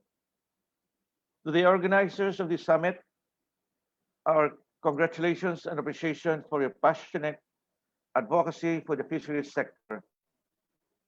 Ms. Jessica Yu Soto of We Effect Philippines, Kabayan Party List, Panagat, Philippine Association of Fish Producers, and the National Anti-Poverty Commission Basic Sector. The importance of this summit is also underlined by the presence of Secretary William Dar of the Department of Agriculture, Yusek Severo Catura of the Human Rights Commission, Commodore Eduardo Gogona, Director of BIFAR, and the representatives from the artisanal fisherfolk, fish producers, commercial fishers, and the academe. Since the passage of the Fisheries Code in 1998, there has been a clamor for the creation of the department that would serve exclusively the needs of the aquaculture and the fisheries sector. The Department of Agriculture has too many sectoral concerns in crops and livestock. Thus, there is a prevailing perception that the fisheries sector has not received the support and attention that it deserves. The vastness of the Philippine Maritime Zone and its rich resources dictate that we should have a marine-based economy. In spite of this reality, it is ironic that we do not have a department whose primary purpose is to concentrate on serving the needs of the aquaculture and fisheries sectors. The creation of the Department of Fisheries and Aquatic Resources shall correct the traditional bias for land-based agriculture. Global warming, climate change, IUU fishing, other concerns as increase in population, and now the COVID pandemic had put pressure on our fisheries resources. The country must have a strong regulatory body to, number one, to adequately guard, conserve, and sustainably manage our aquatic resources. Number two, to oversee, regulate, and encourage emerging systems and industries in fisheries, such as mariculture parks, sea ranching, seaweed parks, etc., that promise more livelihood, opportunities to our people, and investments for the public sector. Number three, to ensure a steady and sustainable food or supply of food to our people. And number four, to adequately represent our country in multilateral and bilateral agreements on fisheries. Presently, the Philippines is a member signatory of at least 5 international agreements on fisheries. During international conferences, Philippine Fisheries is represented by a bureau director, while the other countries are represented by higher level officials. At present, we have 14 bills filed creating a Department of Oceans, Fisheries, and Aquatic Resources. The Committee on Good Government Reorganization and our committee have conducted several committee and technical working group meetings to consolidate these bills into comprehensive measure to create a strong Department of Fisheries. This department shall be a single authority that will deliver a comprehensive and focused approach to fishery management, development, and conservation, and not by and through fragmented programs by different small bodies under the Department of Agriculture and other government agencies. We have a study of these bills and found that in terms of mandate, jurisdictions, power, and functions of the proposed department, all of them are similar. In this endeavor, you have seen that all fisheries sectors and stakeholders are united as one in demanding for the creation of the department. Our past meetings and consultations have shown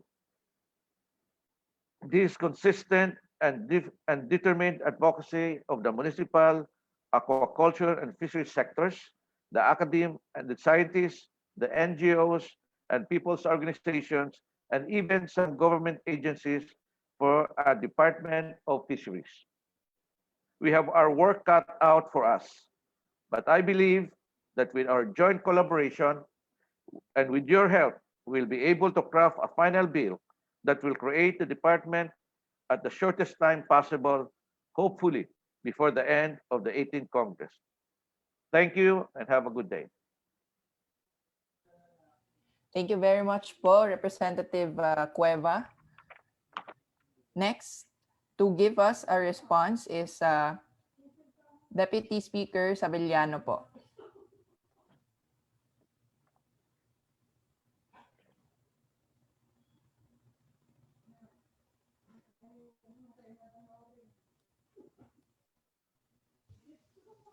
Nakamute Mukha po si... atang wala pa po Wala. si... Next. Background lang po ata. So next po muna natin to give a response to the sa body IC, Representative Vittorio Marvi Marino, Chairperson of the Committee on Government Reorganization in the House of Representatives. Hi, Erin. Can you hear me? Yes po. Good morning po. Hi. Go ahead, sir. Maraming salamat. I guess this will be also my closing remarks na rin para isa na lang.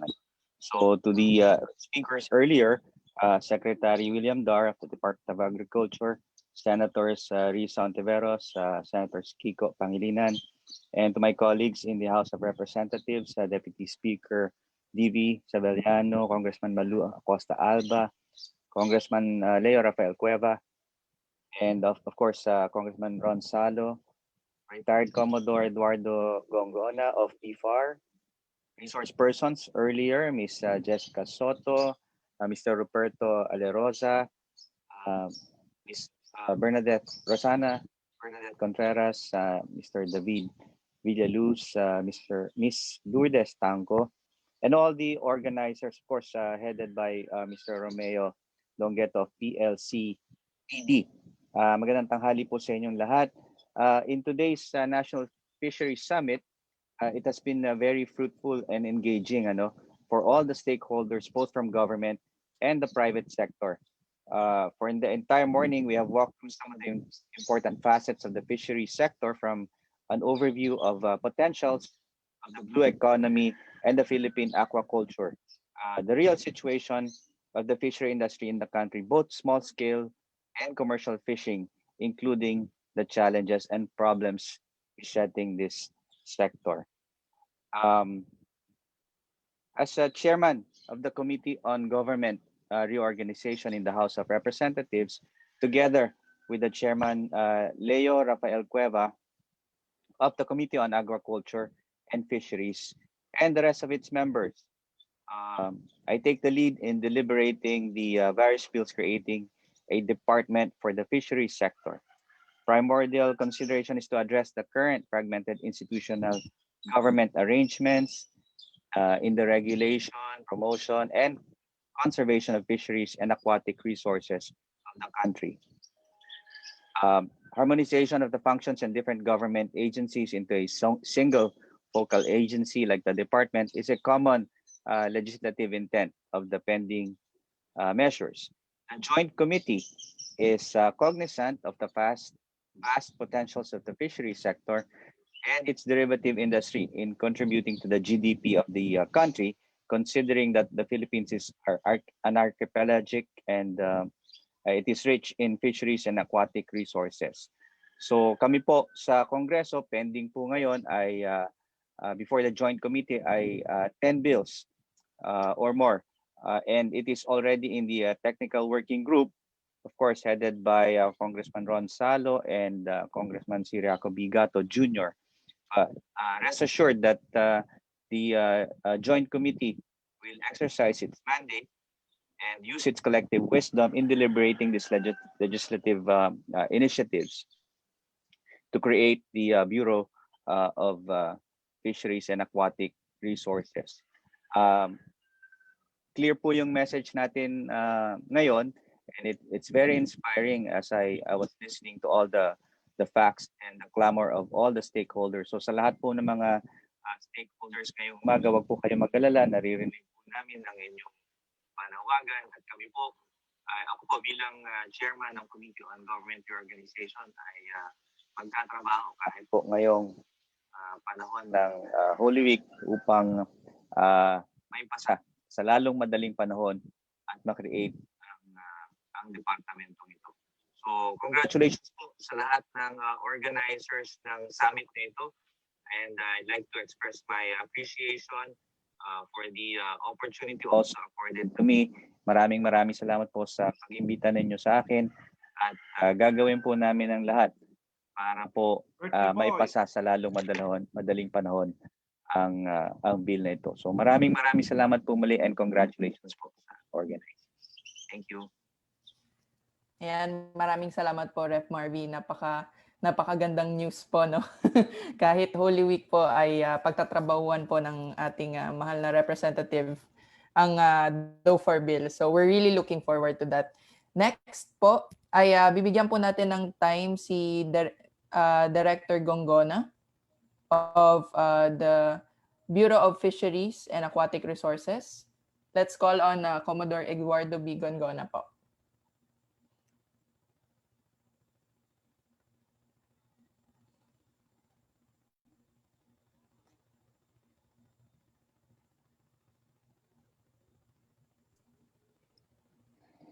Hello, good morning po sa lahat, sa organizer po na ito at sa ating mga kongresista.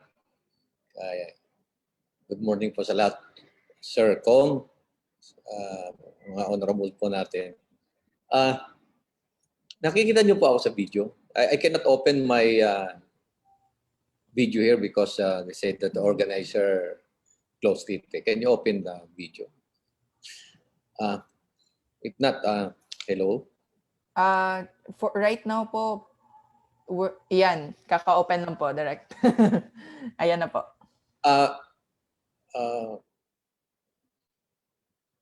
Hindi po trabaho ng BIFAR na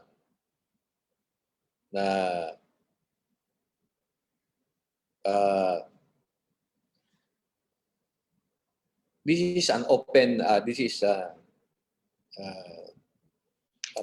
is a welcome development kung mangyayari po, because sinabi ko naman doon before na mas maganda na kung meron talagang isang department o ahensya na para sa pangangalaga ng ating karagatan at aquatic resources. But right now, kailangan hindi po dapat manggaling po sa BIFAR ang nagpapasalamat kami kasi na-organize po itong National Fisheries Summit na ito na isinulong po ng private sector at ng kayo po lahat. And we are very glad that we are not involved really in this undertaking, parang mas maganda kasi na yung nag-iisip para sa future ng isang department o ng isang ahensya ay galing sa out of the box, gaya ng nangyayari po sa Inglaterra, sa Great Britain. Ang sinasabi, pag pinaplano nila ang future ng isang departamento like the armed forces nila, they know already what will happen sa armed forces nila 25 years after, but the planners were outside of the box, hindi yung ahensya mismo. Kaya nagpapasalamat ako po na merong ganitong undertaking na hindi galing po sa amin. And to the Department of Agriculture, meron kasing programa ngayon si Secretary Dar, 1DA, na ang inaatupag po muna ngayon ay yung problema sa pandemic. Kaya ito ay meron siyang libro dati na na sumasang-ayon o nagsusuporta sa creation ng Department of Fisheries and Aquatic Resources. But for now, because meron tayong maraming mga problema, lalo yung pandemic, tinututukan po muna ngayon ang kung sa ang food production, and in the fisheries sector, we are seeing to it that there is fish available, affordable, and accessible, and nutritious. And kaya ngayon ay kung ako ang tatanungin, personally, I like it personally, pero pag ngayon baka maybe the legislator and the private sectors will know kung panahon na po, pero sa amin tutukan po muna namin ang pagkain dahil lalo ngayon na meron sa pandemya. But I am with the idea na dapat talaga magkaroon na tayo ng isang departamento na mangangalaga ng ating ocean, ng pangangalaga sa pangisdaan. Kasi comparing us to the other countries, parang naiiwan na po tayo. Sila nandun na. I've been for my 4.5 years of being the director of the Bureau of Fisheries and Aquatic Resources, nakita ko na po lahat yung kakulangan. Palagi nga kami nag-uusap ni Congressman Cueva. Lately, I was able to talk to him last the other week doon sa Bacolod, nang nagpunta po ako doon, and we talk about the future of fisheries, and napansin ko na-assess ko na sa pagsasalita niya, kailangan na talagang merong a separate department for BIFAR, for the Bureau of Fisheries and Aquatic Resources, to be upgraded. But right now, sinusuportahan ko po ang programa ni Secretary Dar na tutukan muna ang kailangan natin na pagkain, at sa Bureau of Fisheries and Aquatic Resources, yung kailangang isda para palagi tayong merong protina na galing sa isda na kailangan po natin, lalo na ngayon ng pandemya. With that, thank you very much, and I admit this is a good development. Pero kayo na po sa legislator, ang makakapaggawa po nun, hindi po kami. Thank you very much, and good morning po sa lahat. Alright. Maraming salamat po, Director Gongona. Okay, sige. Balikan po natin si DS Savillano, if he's already around.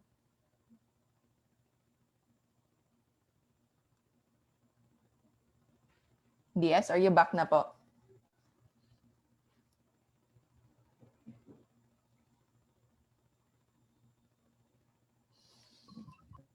Wala pa Mukhang yata.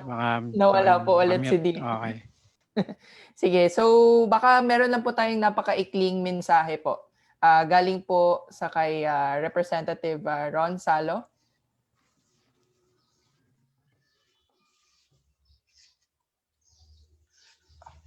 Maraming salamat, Irene. Maraming salamat po sa lahat po ng mga chairpersons po natin, Chairman Cueva, Chairman Marino.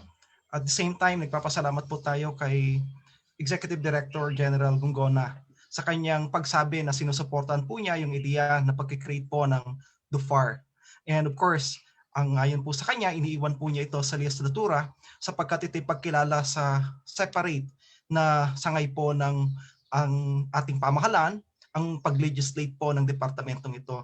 But nonetheless, definitely the statement that she supports idea is sufficient enough for Congress, for us to really move forward to this particular proposal to create the Department of Fisheries and Aquatic Resources. Sa ganang atin po, kaming dalawa po ni Congressman Jun Gatto, I understand nandito rin po sila. Papasalamat po kami sapagkat kami yung parehong inatasan na chairperson na maging technical working group chair nung pag-create po ng departamentong ito, ay umpisan po muli natin ang pagtasa po nito, pagbalik po natin sa Kongreso in as much as we're on a recess now. So maraming salamat po. Alam po natin na ito yung magiging ang output po ng summit po nito, particularly the resolution that urges both houses, the Senate and the House of Representatives, to pass this particular measure is heard by your representatives here, and it's so clear, the message is so clear, and definitely we will act accordingly. Thank you very much, Irene, and thank you very much to all the participants. Alright, maraming salamat po ulit, Kong Ron. Ayan, DS Avellano is back na po. The floor is yours po. Yeah, maraming salamat, Irene. Ako'y nagpapasalamat at naimbita ko sa summit na to dahil una-una, marami na naman kaming natutunan. Pangalawa, na sabi namin yung tikain namin para sa North Luzon. And yung mga presenters po natin, asahan nyo na yung mga recommendations nyo para mapaganda natin ang fisheries development ng ating bansa, ay magtulong-tulong kaming lahat ng mga membros ng mga kongresista na dito ngayon dahil alam naman namin na talagang malaking portion ng population natin ay mga fisher folks na kung nandun sa mahirap na buhay na ito'y kailangan nating pagtugunan ng pansin para matulungan natin sila. So, asahan niyo po na kami mga 48 members of the Northern Luzon Alliance, kami kasama nyo nasusulong sa mga rekomendasyon na nandito, lalong-lalo na yung mabilis na pag-aproba ng Department of Fisheries and Aquaculture Resources. Maraming salamat po sa oportunidad na bigay niyo sa amin. Ayan, maraming salamat po ulit, DS Avellano. Okay, kompleto, jump pack na po tayo. Pero napapansin ko na po no, na napaka-init na ng mga tanong sa ating comment section. And again, the summit resolution will be sent to your offices po right after the summit. Okay, sige po. So we'll go to the open forum na kasi 12:30 na. And to preside the Q&A session, let's call on my fellow Advocacy and Partnerships Officer, Luisa Galicia. Hello everyone, magandang tanghali. Thank you very much sa introduction and for the wonderful hosting together with Attorney Mike Toledo of this important summit.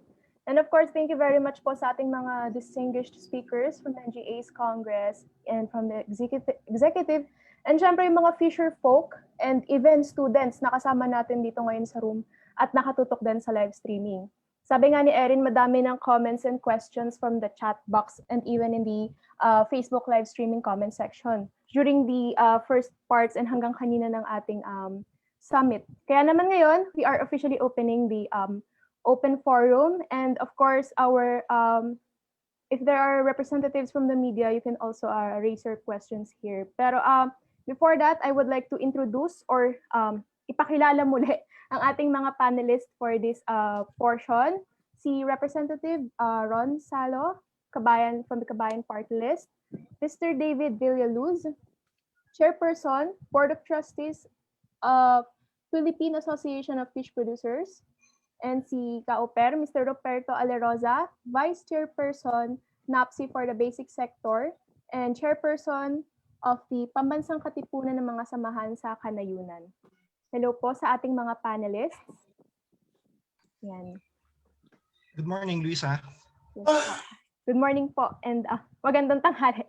Ayan. Sige, we're officially opening the open forum. Kaya po sa mga participants natin, all more than 200 na participants na nasa room pa din and stayed with us, kindly send your questions so our panelists can entertain those questions. Pero while we are waiting for those, i-raise ko muna yung ilan sa mga question no, na ni-raise na po earlier. So isa po rito ay isa pong question ay President Rodrigo Duterte made as one of his campaign promises the establishment of Department of Fisheries. Why do you think the President has yet to declare it as an urgent bill? Right. Anyone po from our panelists can answer the question po. Siguro, sige po, sir. Ikaw muna. Sige po. Rep. Salo, kayo po muna. I cannot second guess the president as of the moment, but I suppose siguro naapektuhan din ng pandemya dahil nga nagkaroon po tayo nitong pinagdadaanan po ng ating bansa na COVID-19 at lalo pong tumatas po ngayon. I suppose yung attention. Pero pag wala namang sasakyan, yung hindi ganitong service, ay isang prito lang. Pa-mute na lang po ng mga participants. Okay. Yes, I suppose, yes. Ay yung mga leaders natin, particularly ang ating presidente, maaring hatidin definitely yung attention po nila. At the same time, ito yung resources po natin, yung atensyon at panahon ay nakatutok po dito sa pag-address po natin dito sa pagtaas po ng COVID infections. I suppose isa yon sa naging dahilan kung bakit hindi pa ito nabibigyan talaga at natututukan. Thank you po, Representative Salo. Ka-Oper? Yes, ako naman mataas pa rin ang aking paniniwala na bibigyan ito ng prioridad ng presidente. Bakit? Kasi sinasabi naman niya sa mga previous ng announcement, sinasabi niya he has the moral responsibility to provide for food for the people. So ang sinasabi natin sa mga pag-aaral at sa kasalukuyang mga karanasan natin, ang pangisdaan ay isa sa source ng pagkain. So with that note, I think the President will prioritize these legislative measures into an urgent bill. No? Pangalawa, para sa kaalaman ng lahat, si Presidente Duterte ngayon ang chairperson ng National Anti-Poverty Commission. Ang NAPSI, ang pangunahin niyang layunin is to uplift the living condition of the poor. So naniniwala ako na itong Department of Fisheries, pinaniniwalaan din ni Presidente Duterte na makakatulong para ma-achieve yung kanyang layunin na matulungan ang ating mga mahihirap. So we are very optimistic na siya ay magbibigyan niya ito ng prioridad. At the same time, siguro dagdag ko rin, Ms. Luisa, I suppose itong nangyari ngayon na summit po natin, National Summit, where we gathered all the inputs ng lahat po ng mga stakeholders natin halos at lahat po ng mga binabanggit po natin na 1.9 million fisherfolks who are represented this particular summit will bring a very good signal.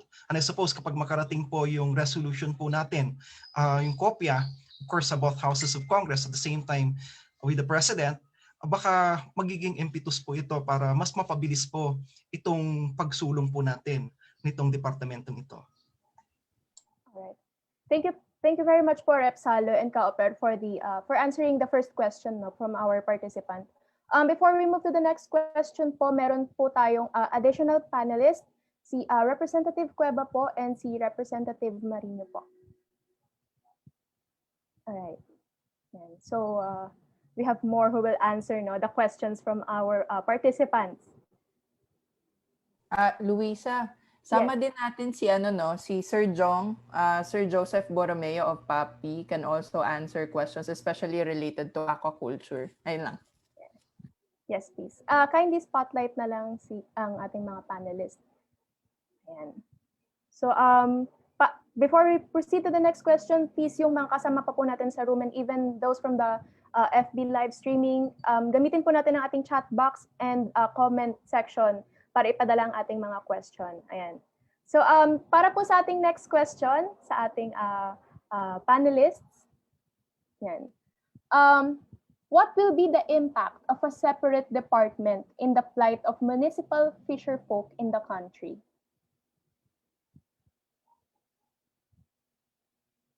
Ito yung po yung question number 2.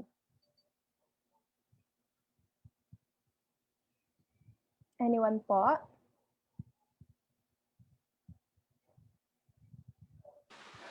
Kung wala ako, pwede akong magbigay ng aking Sige po, Ka-Oper. sagot, no?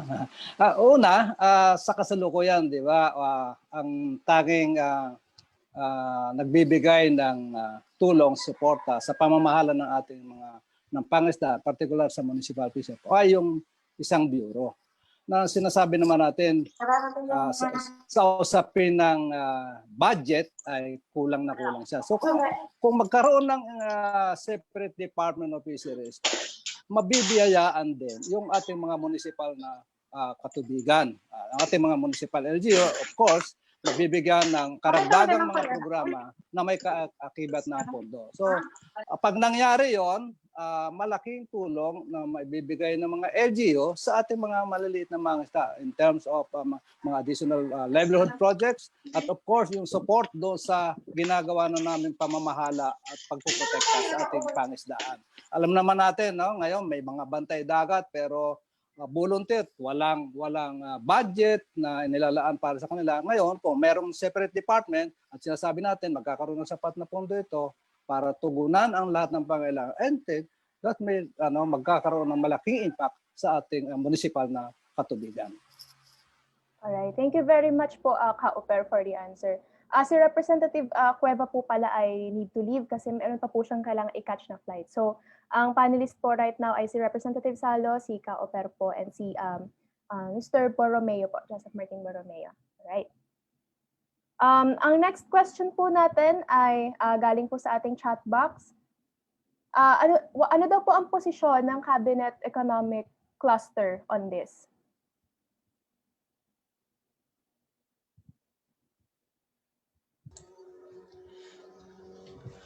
Siguro, I don't have personal knowledge doon sa specific na stand ng cabinet cluster. Pero, nung sa mga pagdinig po natin, naimbitahan po natin ng NEDA and I think the Department of Finance also. And positibo po. And they actually, yung NEDA po actually presented a lot of data supporting the creation of this particular department. And they believe na talagang mapapalago po at mapapatas po ekonomiya po natin kung makaharness natin yung potential that is offered by what we call the blue economy. As well as magiging daan din po ito para mapatas ang antas ng pamumuhay ng mga related po sa fisherfolk and the other related industry po nito. Alright. Siguro, may suggest, okay lang po ba nating tawagin din po si Congressman Sariaco Jungato to join us in the panel?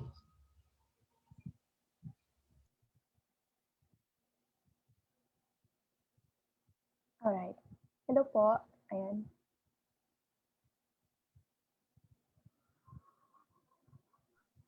Yes, I'm here. Ma'am Erin, Ma'am Luisa. Gandang tanghali po.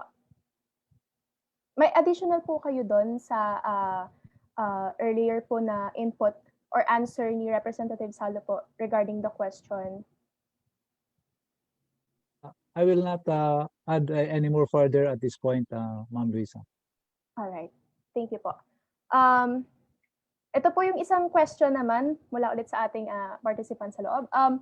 May I also ask if ever, though FAR was already enacted and established, will ensure more plantilla positions or jobs for eligible people, fisheries, non-fisheries, technical, admin, etc.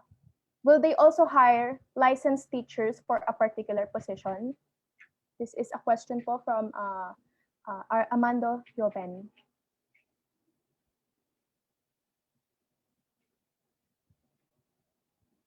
Anyone po from our panel? If I may, Yes, po. Ma'am Lisa, I understand that the BIFAR at this point has, I think, has 6,000 employees and 4,000 of them are on a casual or job order basis. So if ever there will be a creation of the Department of Fisheries and Aquatic Resources, and I fully am behind this movement, then there will be an increase in budget and definitely there corresponding increase in hiring of permanent positions. And as to hiring of teacher Bachelor of Science education graduates, then of course that will depend on the position that they're applying into. If they're qualified, then I don't see any reason why they shouldn't be hired. All right. Thank you very much po, Representative Cato. Any additional answer po doon sa tanong? I suppose, Lisa, that's a necessary implication once we create a department. So, syempre, sasabit po nila ito sa DBM, yung pagka-create po ng bagong organization structure that is befitting a department. Tama po at sinususugan ko po yung sinabi po ni Congressman John Gatto kanina. Syempre, depende po ngayon kung ano po yung nakasaad po doon, ano po yung mga requirements na kakailanganin po ng ahensya pong ito o departamentong ito.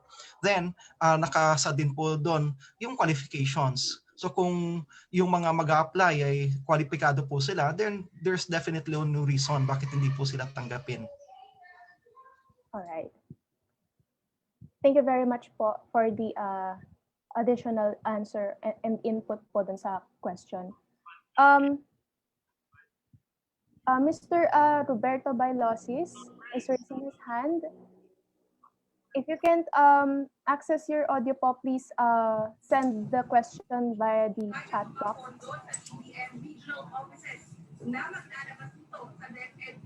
Hello? Alright.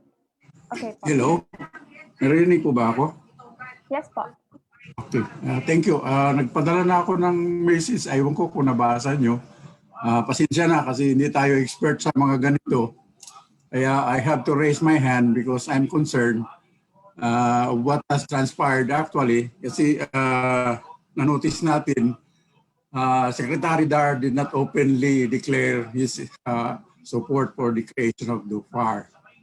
Instead, he mentions of close fishing, budget constraints, and so on. And he said that hopefully the objective will be achieved. What objective is that? The close fishing, the budget constraints? It's not very clear. And if you mention of close fishing, kami dito sa Zamboanga, kami po yung nanguna sa close fishing at naging guidance na ito lang lahat ng major fishing grounds na nag-close fishing na rin. Ano ang implication nito? Napi natin ang isda. Naparami ang isda to the point that even the municipal fishers should also avail of it. But the problem, maliliit ang bangka nila, hindi sila makahuli ng enough volume to really sustain their livelihood. So there is a need to really review the policy on the sizes of boats. And consider the Filipinos, one fishers, wag na yung dalawang klaseng fisherman pa. Kasi if we can determine what kind of species they are catching, that should be the determination of dividing the fishers by way of the fishing gears, not by way of the classification that these are municipal and commercial. Kami po, hindi po yun hadlang sa amin yung mag-conserve ng resources because we have been practicing that. And ang importante talaga dito, scientific research continued. Lalo na doon sa may mga close fishing na nagumaya na sa atin, malaman natin kung ano talagang laman ng mga nandoon na apektado sa close fishing para ma-determine natin kung ilan din yung pwede nating bigyan ng fishing gears para mahuli yung ganong klaseng isda na nandoon sa mga lugar na nag-close fishing. Science review. 1998 pa po kasi hanggang ngayon wala talagang mandatory review na nangyayari. Dapat mayroon na tayong na review base doon sa sana mga research and studies. Pero wala eh. So it's very unfortunate that until now wala talaga. And ano lang dahil ako po 59 years na ako sa industry as having been municipal fishers up to the commercial, lahat halos napasukan ko po. Ito yung observation natin. Lagi na lang tayo nag-uumpisa. Laging umpisa sa resolution, Mawawala lang. Si NFIDP, bigyan ko kayo ng isang halimbawa. 8 weeks yung ginawa ng 800 katao. Kasal po ako doon. Nag-isip lang po. Walang nangyari. Yun ang problema eh. Puro lang tayo plano. Hindi nangyayari. So ito lang. Dapat yung science review should always be done.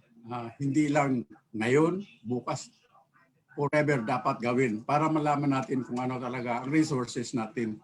Nag-improve ba tayo o hindi? Yun lang po. Maraming salamat. Thank you very much po for the question and for raising important points po no related to the question. So this will be the last question po no before we hear from our panelists. This will be the last question that we will be entertaining for the open forum because we need to close the forum at 12:50. So before that, rest assured po na yung mga comments nyo and questions nyo are recorded para po we can use it for the future activities related to this summit. So answers po from our panelists.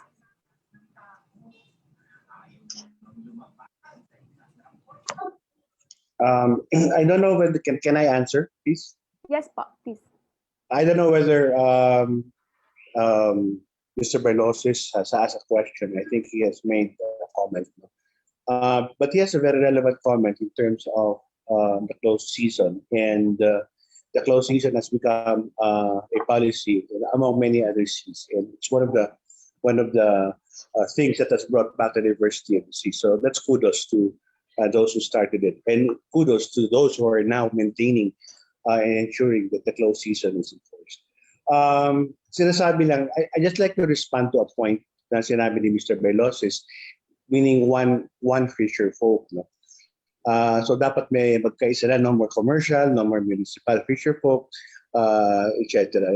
It's a good thing to do, but I think there are issues that must be resolved because that has been an issue time immemorial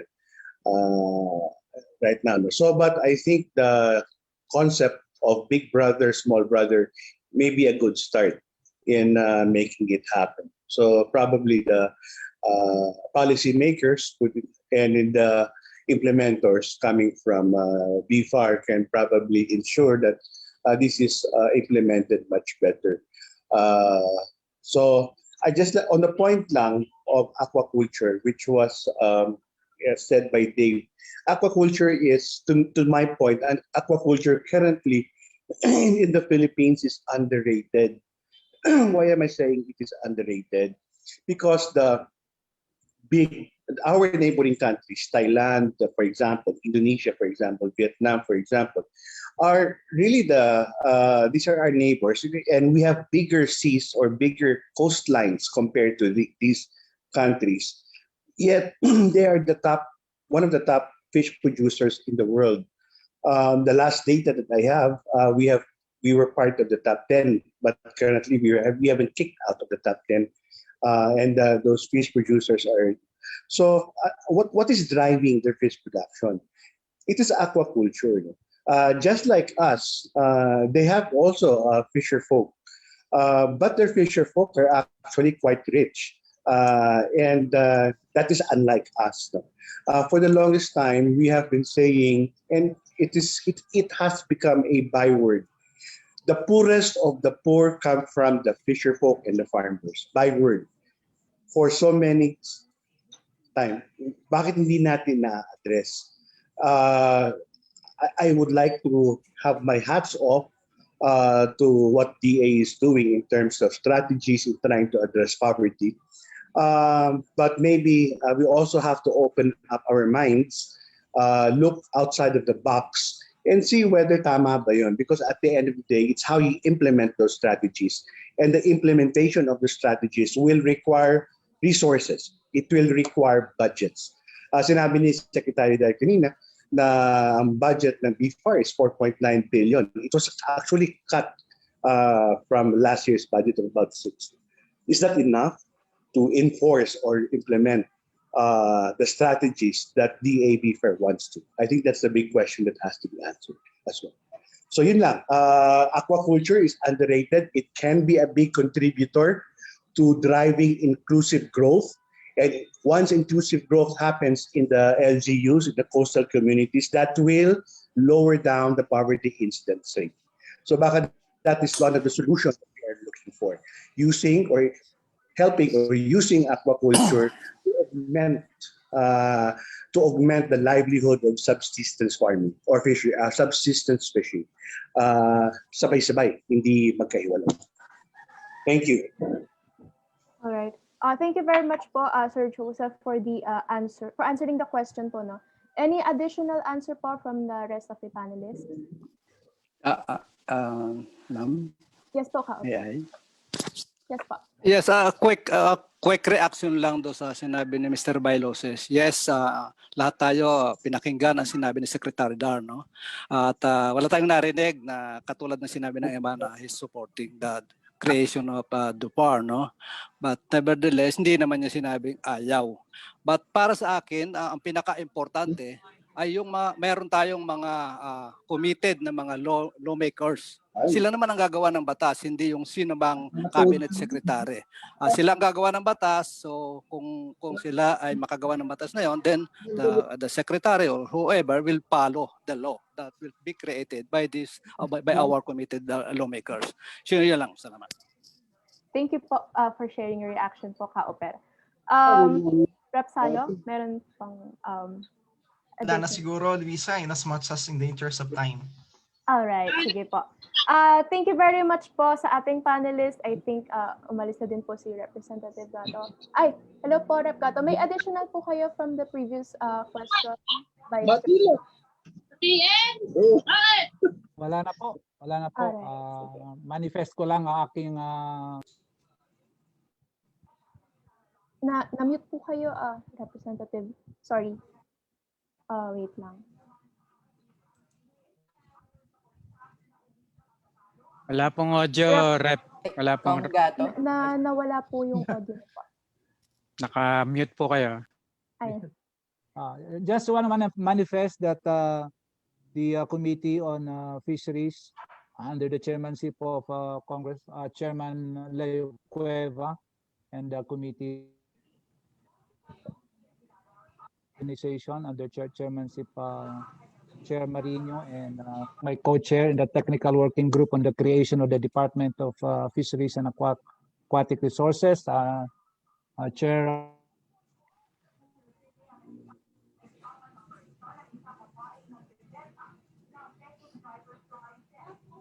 working hard to make sure that this department will finally push through. Napapanahon na at matagal na itong overdue. Marami pong salamat. Thank you very much po for that, Representative Gato. And for the rest of our panelists who gave their answers, insights, and inputs for the questions sent by our participants. Katulad po na sinabi ko kanina, we're gonna need to close the forum na po. But lahat po ng inyong comments at mga answers ay recorded po so that we can entertain them and like discuss further po yung mga important points na ni-raise ninyo all throughout the summit.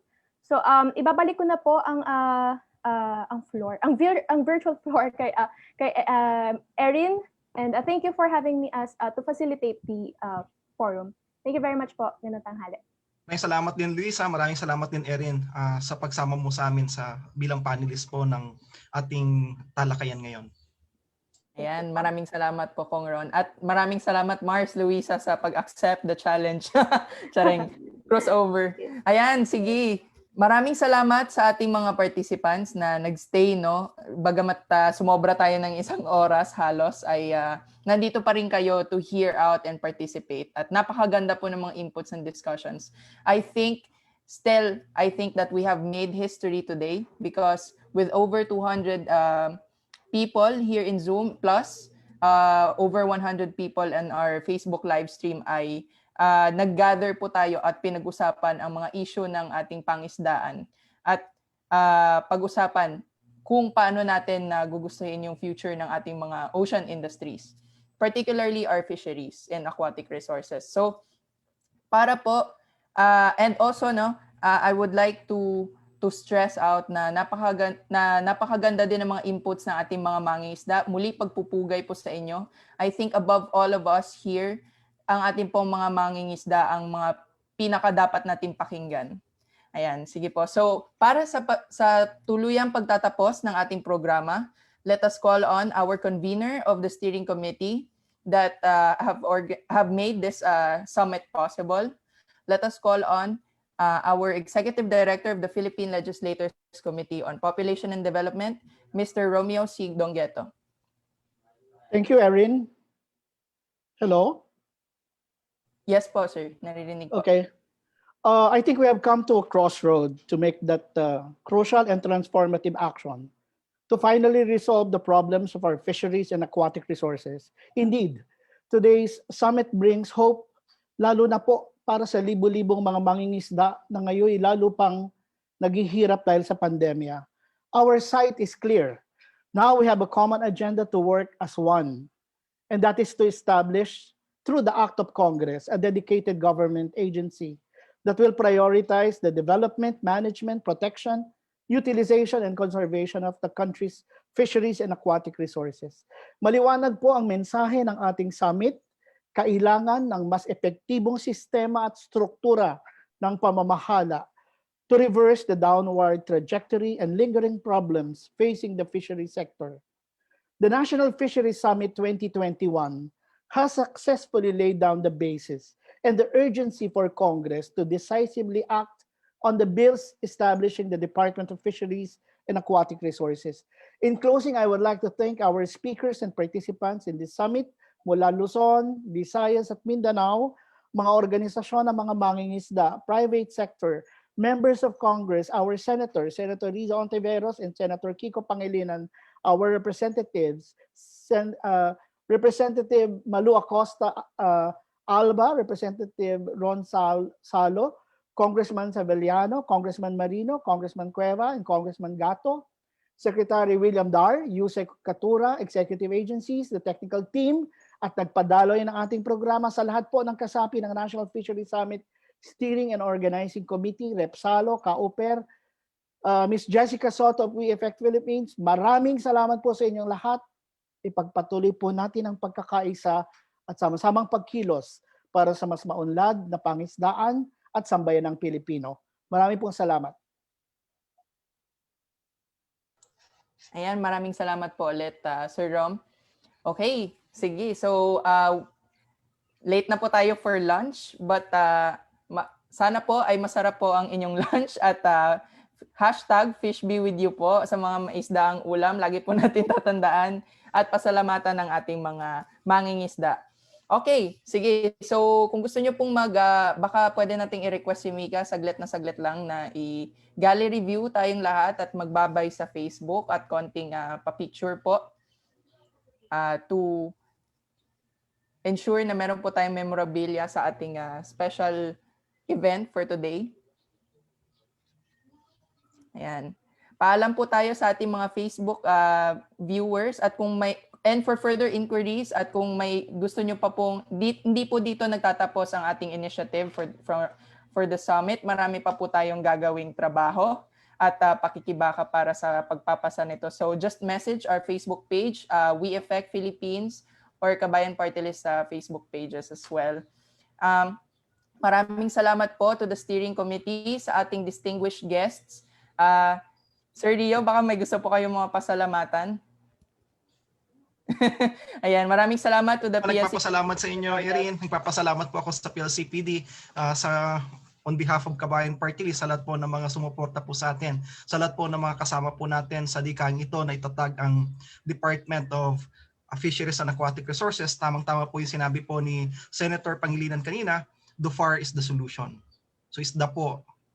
So salamat din po tayo sa BIFAR kay Yusek Ngona na nandito po at narinig po natin ang kanyang tinig kanina. And syempre sa DA din, papasalamat po tayo. Pati sa executive, kasama po si Undersecretary Katura at kay Attorney Mike Toledo po kanina, and kay Deputy Speaker Savillano, Kong Marino, Kong Cueva, Chair Cueva at kay Kong Gato. Maraming salamat. Ayan. At maraming salamat po sa ating more than 200 na attendees ngayon sa Zoom at more than 100 sa Facebook live stream and more than 400 po na nag-register. Padayon po tayo puhon para sa pagpasa ng ating Dope for Bill. At muli ako po si Erin Flores in behalf of Attorney Mike Toledo. Maraming salamat at happy lunch po. Bye-bye. Thank you. Thank you. Thank you, you Miss po. Jessica. Thank you sa lahat ng mga kasama po natin. Thank you po. Bye-bye po. Ingat po tayo Thank you lahat. po. God bless po. Thank you, Kong Salo. Maraming salamat po sa inyo. Bye. Sige. Enjoy your lunch. Ma'am Malu. Gonzalo. Ay, Kong Malu.